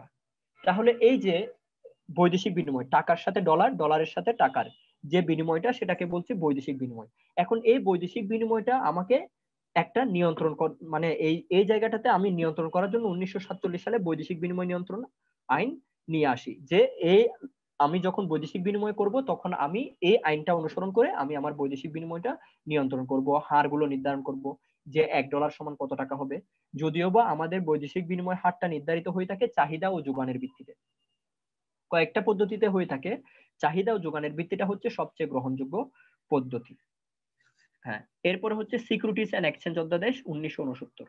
হ্যাঁ, সিকিউরিটিজ, বাংলাদেশে যে সিকিউরিটিজ কার্যক্রমটা পরিচালিত হয় 1969 সালে একটা অধ্যাদেশ জারি করে, যেটার মাধ্যমে আমরা এই 1969 অধ্যাদেশটা অনুসরণ করে কিন্তু বাংলাদেশ সিকিউরিটিজ এন্ড এক্সচেঞ্জ কমিশনটা ডেভেলপ করা হবে 1993 সালে। 1993 সালে যে বাংলাদেশ সিকিউরিটিজ এন্ড এক্সচেঞ্জ কমিশনটা ডেভেলপ করা হয় সেটা মূলত এই 1969 অধ্যাদেশটাকে অনুসরণ করে। হ্যাঁ, এরপরে হস্তান্তরযোগ্য দলিল আইন 1881 সালে। হস্তান্তরযোগ্য দলিল কি? অর্থাৎ যে দলিলটি মানে একজন পক্ষ থেকে আরেকজন পক্ষে হস্তান্তর করা যায়, হস্তান্তর যে দলিলটা সবার নিকট গ্রহণযোগ্য সেটাকে বলছি আমরা হস্তান্তরযোগ্য দলিল। সেটা কি হতে পারে? যেমন বিনিময় বিল। তো বিনিময় বিলটা কি হচ্ছে? যেমন ধরেন আমরা হস্তান্তর করতেছি, একজন ব্যক্তি সেখানে বিনিময় বিল প্রস্তুত করে আরেকজন ব্যক্তি স্বাক্ষর দিচ্ছে। হ্যাঁ, চাহিদা ও যোগান নীতি কি? আচ্ছা, চাহিদা ও যোগান নীতি হচ্ছে কি, যেমন ধরেন আপনার এখানে চাহিদা যখন বেড়ে যায় তখন কোনো একটা দ্রব্যের দামটা কমে যায়, আবার চাহিদা যখন কমে যায়, আবার দামটা যখন বেড়ে যায়, দামটা যখন কমে যায় তখন কোন একটা দ্রব্যের চাহিদা বেড়ে যায়। ফর এক্সাম্পল, যেমন ধরেন এখন ধরেন দেখা যাচ্ছে কি একটা ধরেন একটা চিপস, এই চিপসের দাম হচ্ছে 5 টাকা। এখন দেখা যাচ্ছে কি সবার হাতে 5 টাকা আছে, ঠিক আছে? তাহলে দেখা যাচ্ছে 10 জন এই চিপসটা কিনতেছে, 10 জনের অ্যাবিলিটিটা আছে। এখন দেখা যাচ্ছে এই চিপসের দাম বেড়ে হয়ে গেল 100 টাকা। এখন দেখা যাচ্ছে তখন 10 জন আর কিনার অ্যাবিলিটি নাই, তখন কিনতেছে ধরেন 2 জন। তার মানে কি, দাম যখন বেড়ে যাচ্ছে চাহিদা তখন কমে যাচ্ছে, দাম যখন কমে যাচ্ছে চাহিদা তখন বেড়ে যাচ্ছে। এটাকে বলতেছে চাহিদার নীতি, ল অফ ডিমান্ড। এরপর হচ্ছে যোগান নীতি। যোগান নীতিতে বলতেছে কি, দাম যত বাড়ছে যোগান তত বাড়ছে, দাম যত কমবে যোগান তত কমবে। তার মানে প্রাইসের সাথে চাহিদার সম্পর্কটা হচ্ছে বিপরীতমুখী, আর প্রাইসের সাথে যোগানের সম্পর্কটা হচ্ছে সমমুখী। অর্থাৎ দাম যেদিকে যায় যোগানও সেদিকে যায়, কিন্তু দাম যেদিকে যায় চাহিদা তার বিপরীত দিকে যায়। এটাকে বলছে চাহিদা ও যোগান নীতি। এখন দেখা যাচ্ছে কি, আমরা যখন বৈদেশিক বিনিময় হারটা নির্ধারণ করি তখন আমরা ডিমান্ড আর সাপ্লাইটা দেখি, আমার চাহিদা কতটুকু, আমার যোগান কতটুকু, সেটার উপর ভিত্তি করে আমরা বৈদেশিক বিনিময় হারটা নিয়ন্ত্রণ করে থাকি, নির্ধারণ করে থাকি। হ্যাঁ, হস্তান্তরযোগ্য দলিল আইন। এরপরে হচ্ছে ব্যাংকিং কোম্পানি আইন 1991 সালে। ব্যাংকিং কোম্পানি আইন, ব্যাংকিং যে বিজনেসটা আছে, কোম্পানি আইন হচ্ছে 1994 সালের, ব্যাংকিং কোম্পানি আইন 1991 সালে। যে বাংলাদেশে যে ব্যাংকিং কোম্পানিগুলো রয়েছে তাদেরকে নিয়ন্ত্রণ করার জন্য যে আইনটা ডেভেলপ করা হয় 1991 সালে, সেটা হচ্ছে ব্যাংকিং কোম্পানি আইন। এই আইনের মাধ্যমে ব্যাংকে স্পেশালি কন্ট্রোল করার জন্য কিছু নিয়ম নীতি ডেভেলপ করা হয়। এরপরে কোম্পানি আইন 1994 সালের, এটা তো বললামই যে বাংলাদেশে যে কোম্পানিগুলো রয়েছে সেই কোম্পানিগুলোকে নিয়ন্ত্রণ করার জন্য 1994 সালে এই আইনটা ডেভেলপ করা হয়। এরপরে মানি লন্ডারিং প্রতিরোধ আইন। মানি লন্ডারিংটা বুঝতে হবে আমাকে আগে। মানি লন্ডারিং হচ্ছে কি, যে কালো টাকা সাদা করার যে একটা প্রক্রিয়া। যেমন ধরেন আপনি অবৈধ অর্থে লন্ড্রি, লন্ড্রি কি, লন্ড্রি হচ্ছে কি, যে জায়গায় আপনার অপরিষ্কার কাপড়গুলোকে যখন আমরা লন্ড্রিতে দিই, সেই লন্ড্রি করে কি কাপড়টাকে পরিষ্কার করিয়ে দেয়। তার মানে নোংরা কাপড়টাকে এমন একটা প্রক্রিয়ায় নিয়ে আসা যেটাকে মনে হবে কি পরিষ্কার। তদ্রুপ মানি লন্ডারিং হচ্ছে অবৈধ যে অর্থটা আছে, অবৈধ অর্থটা, এই অবৈধ অর্থটাকে বৈধ করার যে প্রক্রিয়া সেটাকে আমরা বলছি মানি লন্ডারিং। এই মানি লন্ডারিংটাকে কন্ট্রোল করার জন্য, যেমন ধরেন ধরেন আপনি 10 কোটি টাকার একটা প্রজেক্ট থেকে 10 কোটি টাকা অবৈধভাবে অর্জন করলেন, তাহলে এখন এই 10 কোটি টাকা আপনার তো অবৈধ। এখন এই 10 কোটি টাকাকে আপনি বৈধ করার জন্য যে প্রসেসটা অবলম্বন করছেন সেটাকে বলা হচ্ছে মানি লন্ডারিং। কিভাবে করতে পারেন? ধরেন দেখা যাচ্ছে আপনি এই 10 কোটি টাকা দিয়ে একটা হসপিটাল দাঁড় করিয়ে দিলেন, একটা হসপিটাল দিলেন, তাহলে হসপিটাল একটা সেবামূলক কাজ। এখন হসপিটাল থেকে আপনার আর্নিংও হচ্ছে, আপনি একটা সেবাও দিচ্ছেন। তাহলে দেখা যাচ্ছে কি, এই যে 10 কোটি টাকাটা কোন এমন একটা সেক্টরে নিয়ে গেছেন যেখান থেকে এটাকে অবৈধ বলে, বা দেখা যাচ্ছে আপনি একটা কলেজ, স্কুল কলেজ দাঁড় করিয়ে দিলেন, একটা প্রতিষ্ঠান দিয়ে দিলেন সেবামূলক। এখন দেখা যাচ্ছে কি গভর্নমেন্ট ইচ্ছা করলে দেখা যাচ্ছে ওই প্রতিষ্ঠানটাকে ব্যানও করতে পারছে না, কারণ দেখা যাচ্ছে এটা জনকল্যাণের দিকে যাচ্ছে। তাহলে আপনি 10 কোটি টাকা নিলেন একটা অবৈধ উপায়ে, দেখা যাচ্ছে সেটাকে বৈধ করার জন্য একটা প্রসেসে চলে গেছেন। এই প্রক্রিয়াটাকে বলা হচ্ছে মানি লন্ডারিং। মানি লন্ডারিংটাকে নিয়ন্ত্রণ করার জন্য, প্রতিরোধ করার জন্য, যে এইভাবে অবৈধ টাকাটাকে বৈধ করার জন্য যে প্রক্রিয়াটাগুলো নিচ্ছে, যে প্রক্রিয়াগুলো মানুষ অনুসরণ করছে, সেই মানি লন্ডারিংটাকে প্রতিরোধ করার জন্য 2002 সালে বাংলাদেশে আইনটা জারি করা হয়। এই মানি লন্ডারিং আইনে কি, আপনার সর্বনিম্ন জেল হচ্ছে 6 মাসের, 6 মাসের সর্বনিম্ন জেল দেয়। এরপরে আপনাকে বিনা সশ্রম কারাদণ্ড দেয়, আবার হচ্ছে আপনাকে আর্থিক জরিমানাও করা হয় মানি লন্ডারিং এ।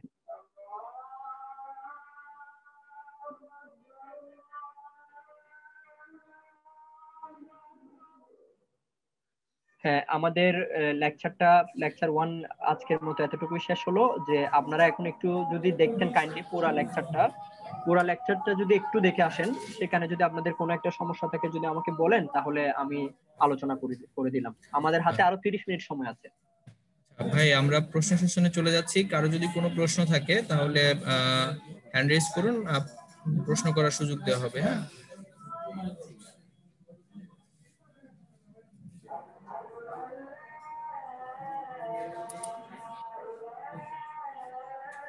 হ্যাঁ এখানে একজন, আপনি প্রশ্নটা করুন। জামাল হোসেন, আপনি প্রশ্নটা করুন ভাই। জামাল হোসেন, আপনি আনমিউট করে প্রশ্নটা করুন। জি জি, জি শুনতে পাচ্ছি, প্রশ্নটা করুন ভাইয়া।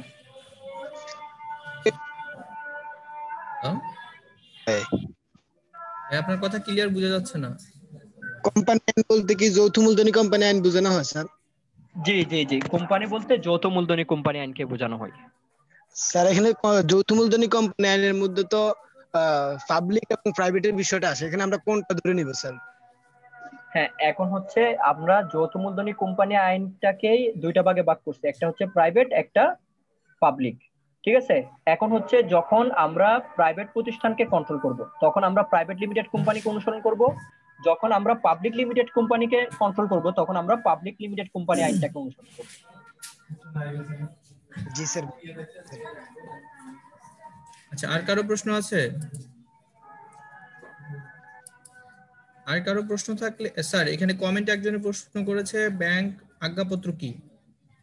হ্যাঁ, আমি তো এটা বলেছি ওটা তো তখনই বলে দিয়েছি। আচ্ছা আচ্ছা, আর কারো কোনো প্রশ্ন থাকলে কমেন্ট করতে পারেন, অথবা এখানে হ্যান্ড রেজের অপশন আছে, হ্যান্ড রেজ করতে পারেন।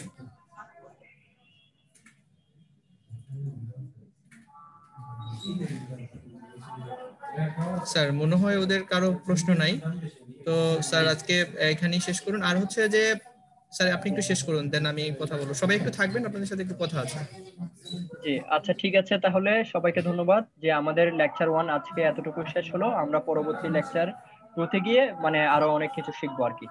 তো আজকের জন্য এতটুকুতেই আমরা বিদায় নিচ্ছি। আল্লাহ হাফেজ। স্যার আপনি একটু লিভ নেন, আমরা ওদের সাথে কথা জি জি, বলছি। ওকে। আচ্ছা, সবাইকে ধন্যবাদ ক্লাস করার জন্য। সেই সকাল থেকে টানা ক্লাস করতেছেন, এই জন্য আপনাদের সবাইকে আবারও ধন্যবাদ। আমাদের হচ্ছে আগামীকালকে শুক্রবার আমাদের কোনো ক্লাস হবে না। আগামী শনিবার হচ্ছে আপনাদের সাপ্তাহিক পরীক্ষা হবে লেকচার শিট 1 এর উপর। সবগুলো বিষয়ে লেকচার শিট 1 এর উপর 100 নম্বরের উপর পরীক্ষা হবে। হ্যাঁ, পরীক্ষাটা এমসিকিউ হবে ব্যাকবোন স্কুলে, এবং হচ্ছে রিটেন পার্ট হবে ব্যাকবোন টিউটরসে। যারা ব্যাকবোন টিউটরস অ্যাপ এখনো রেজিস্ট্রেশন করেন নাই, তারা একটু আজকের মধ্যে রেজিস্ট্রেশন করে নেবেন প্রথমত। হ্যাঁ ভাই, আমি প্রশ্ন নিচ্ছি, আপনাদের প্রশ্ন নিচ্ছি আমি। আপনাদের যত প্রশ্ন আছে আমি উত্তর দিব, সমস্যা নাই। আর যারা এখনো পর্যন্ত সি ইউনিটের আপনারা যে রিভিউ টেস্ট গুলো দেন নাই, আজকে 4টার আগে 4:30টার আগে রিভিউ টেস্ট গুলো দিয়ে নেবেন। হ্যাঁ, আর হচ্ছে যে ভিডিওগুলো, আমাদের এই প্রত্যেকটা লেকচার শিটের ভিডিওগুলো দেওয়া আছে, ভিডিওগুলো দেখে নেবেন টপিক ওয়াইজ। যেহেতু আমরা আপনাদেরকে প্রিন্ট ভার্সন কোনো লেকচার শিট দিচ্ছি না, সেহেতু টপিক ওয়াইজ আপনাদের যে বইগুলো রেফার করেছি বা যে বইগুলো আপনারা কিনছেন ওইখান থেকে পড়ে প্রিপারেশন নিয়ে নেবেন। ঠিক আছে? হ্যাঁ, কামাল হোসাইন, আপনি প্রশ্ন করুন। হ্যাঁ কামাল হোসেন, আপনি আনমিউট করে প্রশ্ন করুন। হ্যালো জি ভাই বলেন, আপনার কি সমস্যা বলেন। ভাই, আমার সমস্যা হচ্ছে আমি যে রিভিউ টেস্ট আছে, রিভিউ টেস্টের মধ্যে শুধুমাত্র 3টি পাস। সরি ভাই, বুঝতে পারি আপনার প্রশ্নটা, আমি বুঝিনি ভাই, আবার একটু করেন। একটা রিভিউ টেস্ট আছে না ভাইয়া, হুম। রিভিউ টেস্টে আমি তিনটি মাত্র। ভাইয়া আপনি বোধহয় আপনার অ্যাপটা সাম্প্রতিক সময় আপডেট দেননি, আপনি একটু আপনার অ্যাপটা আপডেট দিয়ে নেন, তাহলে রিভিউ টেস্ট গুলো পাবেন। ঠিক আছে? আপডেটেড তো আছে, আপডেটেড আছে তো, আমি কালকে না পরশু মাত্র আপডেট দিছি। আরেকবার একটু দেন প্লিজ, আমরা আরেকবার দেন। ঠিক আছে? আচ্ছা, ওকে, আপনার আরেকটা হাতটা। হচ্ছে জি ভাই, আর হ্যাঁ, কি প্রশ্ন ভাই বলেন। লিখিত পরীক্ষাটা কোথায় হবে বলছেন? লিখিত পরীক্ষাটা হবে ব্যাকবোন টিউটরসে। ওইটা কিভাবে হবে এর উপরে আগামীকালকে আপনাদের একটা টিউটোরিয়াল আমি দেখাবো, ঠিক আছে? আপনাদের গ্রুপে শেয়ার করে দিব। আচ্ছা ভাই, ধন্যবাদ। ওকে, আপনার হ্যান্ডটা নামিয়ে নেন। হ্যাঁ, C3 আপনি প্রশ্ন করুন। C23। আসসালামু আলাইকুম ওয়ালাইকুম আসসালাম। আপনার নাম ভাইয়া? ভাইয়া। সঞ্জিদা। হ্যাঁ সঞ্জিতা, ভাইয়া বলেন। আমরা আজকে যে রিভিউ টেস্ট এটা কি রাত্রে দিতে পারবো? জি না, বিকেলবেলা না দিয়ে? আজকে রিভিউ টেস্ট 4:30টার মধ্যেই দিতে হবে। 4:30টার পর যদি কেউ দেয় তাহলে তার জন্য পানিশমেন্ট হচ্ছে সে সাপ্তাহিক পরীক্ষা অংশগ্রহণ করতে দিব না তাকে। আচ্ছা ওকে, ধন্যবাদ। আপনার হাতটা নামিয়ে নেন। ঠিক আছে। আসিফ ভাইয়া, আপনি প্রশ্নটা করুন প্লিজ। আসসালামু আলাইকুম স্যার। ওয়ালাইকুম আসসালাম। আচ্ছা, আমার আপনাকে একটা স্ক্রিনশট দিয়েছিলাম মেসেঞ্জারে যে আমার কোনো অপশন আইতাছে না ব্যাকবোন টিউটর অ্যাপসে, যে মেনু আচ্ছা আচ্ছা, অপশনে যে এবার একটু বলি আমি আপনাকে। আপনি রেজিস্ট্রেশন যেহেতু করেছেন, আপনার অপশন মেনুতে যখন যাবেন, যখন টিচারের সাথে আপনাকে ম্যাচ করে দেওয়া হবে তখন অপশন আসবে। হ্যাঁ, এখনো পর্যন্ত আমরা টিচারের সাথে আপনাকে ম্যাচ করে দেওয়া হয়নি। হ্যাঁ, এই কারণে আপনি কোনো অপশন পাচ্ছেন না। ঠিক আছে, আর কারো কোনো প্রশ্ন আছে? আচ্ছা, আমরা কিছুক্ষণের মধ্যে আমাদের ক্লাস শেষ করব। তার আগে একটা কথা হচ্ছে যে আপনারা সবাই একটু নিয়মিত পড়াশোনা করবেন। রোমিও ফয়সাল, জি বলেন। হ্যালো ভাইয়া। জি ভাইয়া, শুনতে পাচ্ছি। এই যে আমরা যে রিভিউ টেস্ট গুলা দিব, এগুলা কি সবগুলা বিষয় লেকচার 1 এর উপরে? জি জি জি, সবগুলো বিষয় লেকচার 1 এর উপরে। আচ্ছা ভাই, ওই যে ওইখানে জি ভাই বলেন। শোনো ওইখানে যে ট্যাপ করলে কিছু আসে না? এই যে যেমন ইংলিশ রিভিউ টেস্ট 1 এ চাপ দিলে কিছু আসে না তো? আগে আপনার অ্যাপটা আপডেট দেন। আপনার অ্যাপ আপডেট দেওয়া হয়নি এখনো পর্যন্ত। আপনি একটু আপডেট দেন, আপডেট দিলে চলে যাবে। ঠিক আছে ভাই? জি, সবগুলা বিষয়ের যে লেকচার 1 গুলা আমরা রিভিউ টেস্ট দিব নাকি? জি জি জি, সবগুলো সি ইউনিটের সবগুলো বিষয়ে রিভিউ টেস্ট দিবেন। ঠিক আছে? জি ওকে, ধন্যবাদ। মোহাম্মদ আতিক শেখ, জি ভাই আপনি প্রশ্নটা করুন। জি, আসসালামু আলাইকুম ভাইয়া। ওয়ালাইকুম আসসালাম। আগামীকালকে কয়টার দিকে ভাই এক্সাম হবে? আগামীকালকে এক্সাম হবে না, এক্সাম হবে হচ্ছে আগামী পরশুদিন। ওটা আমি গ্রুপে নোটিশে জানিয়ে দেবো ভাই, কটা থেকে কয়টা নির্দিষ্ট টাইমের মধ্যে হবে। মানে টাইমের পরে কেউ চাইলে এক্সাম দিতে পারবে না। ঠিক আছে ভাই, ধন্যবাদ ধন্যবাদ। ধন্যবাদ। আর কারো কোনো প্রশ্ন আছে?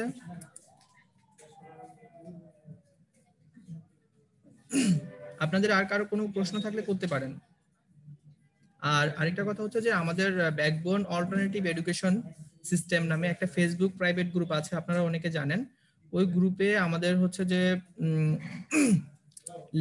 যে লেকচারগুলো আপনারা মিস করেন, ওই লেকচারগুলো ভিডিও আকারে দেওয়া থাকে, আপনারা ওগুলো চাইলে দেখতে পারেন।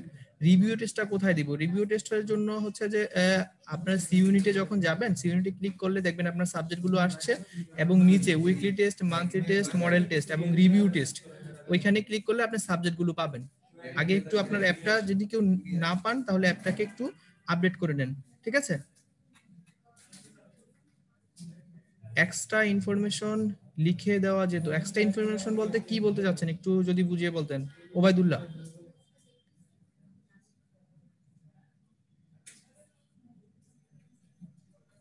ওবায়দুল্লাহ ভাই। আসসালামু আলাইকুম। ওয়ালাইকুম আসসালাম। জি ওবায়দুল্লাহ বলেন, আপনি এক্সট্রা ইনফরমেশন বলতে কি বোঝাতে চাচ্ছেন ভাই? হ্যাঁ, এক্সট্রা পর একটা মেসেজ দিয়েছিলাম যে স্ক্রিন শেয়ারের পাশাপাশি হোয়াইট বোর্ড থাকলে স্যার যে এক্সট্রা ইনফরমেশন গুলো বলে ওগুলো লিখে দিতে পারতেন। হ্যাঁ হ্যাঁ, অবশ্যই, থ্যাংক ইউ ভাই। তো শুধু আমাদের আজকে ফিনান্স স্যার, যিনি ফিনান্স ক্লাসটা নিছেন, ওনারই হয়তো হোয়াইট বোর্ডটা ছিল না, এই কারণে উনি দিতে পারে না। ইনশাআল্লাহ আগামী ক্লাসে আপনারা ওইগুলো পাবেন। ঠিক আছে ভাই? অমিত আপনার হোয়াইট বোর্ড থাকলে ভালো। আসসালামু আলাইকুম ভাই। জি ভাই, আপনার প্রশ্নটা করুন। ওই যে ব্যাকবোন টিউটরে গেলে আপনাকে দেখা যায় একটা রেফারেল কোড, এখানে রেফারেল কোড কি দিব? রেফারেল কোড অপশনাল, দেখবেন নিচে লেখা আছে যে রেফারেল কোড, এটা অপশনাল। হ্যাঁ, ওইটা আপনি না দিলেও আপনার রেজিস্ট্রেশন হয়ে যাবে। আচ্ছা জি, বুঝতে পারছি। আচ্ছা, সাব্বির হোসেন, আপনি বলেছেন যে কিছু প্রশ্নের উত্তর ভুল থাকে। ভাইয়া এখানে হয়তোবা আমাদের কিছু প্রশ্নের টাইপ মিস্টেকের কারণে হয়তো ভুল হতে পারে। তারপরেও যদি আপনার কাছে মনে হয় কোনো প্রশ্নের উত্তর ভুল, তাহলে একটু স্ক্রিনশট দিয়ে আমাকে সেন্ড করবেন, আমাকে পার্সোনাল ইনবক্সে সেন্ড করবেন। ঠিক আছে? আর কারো কোনো প্রশ্ন আছে?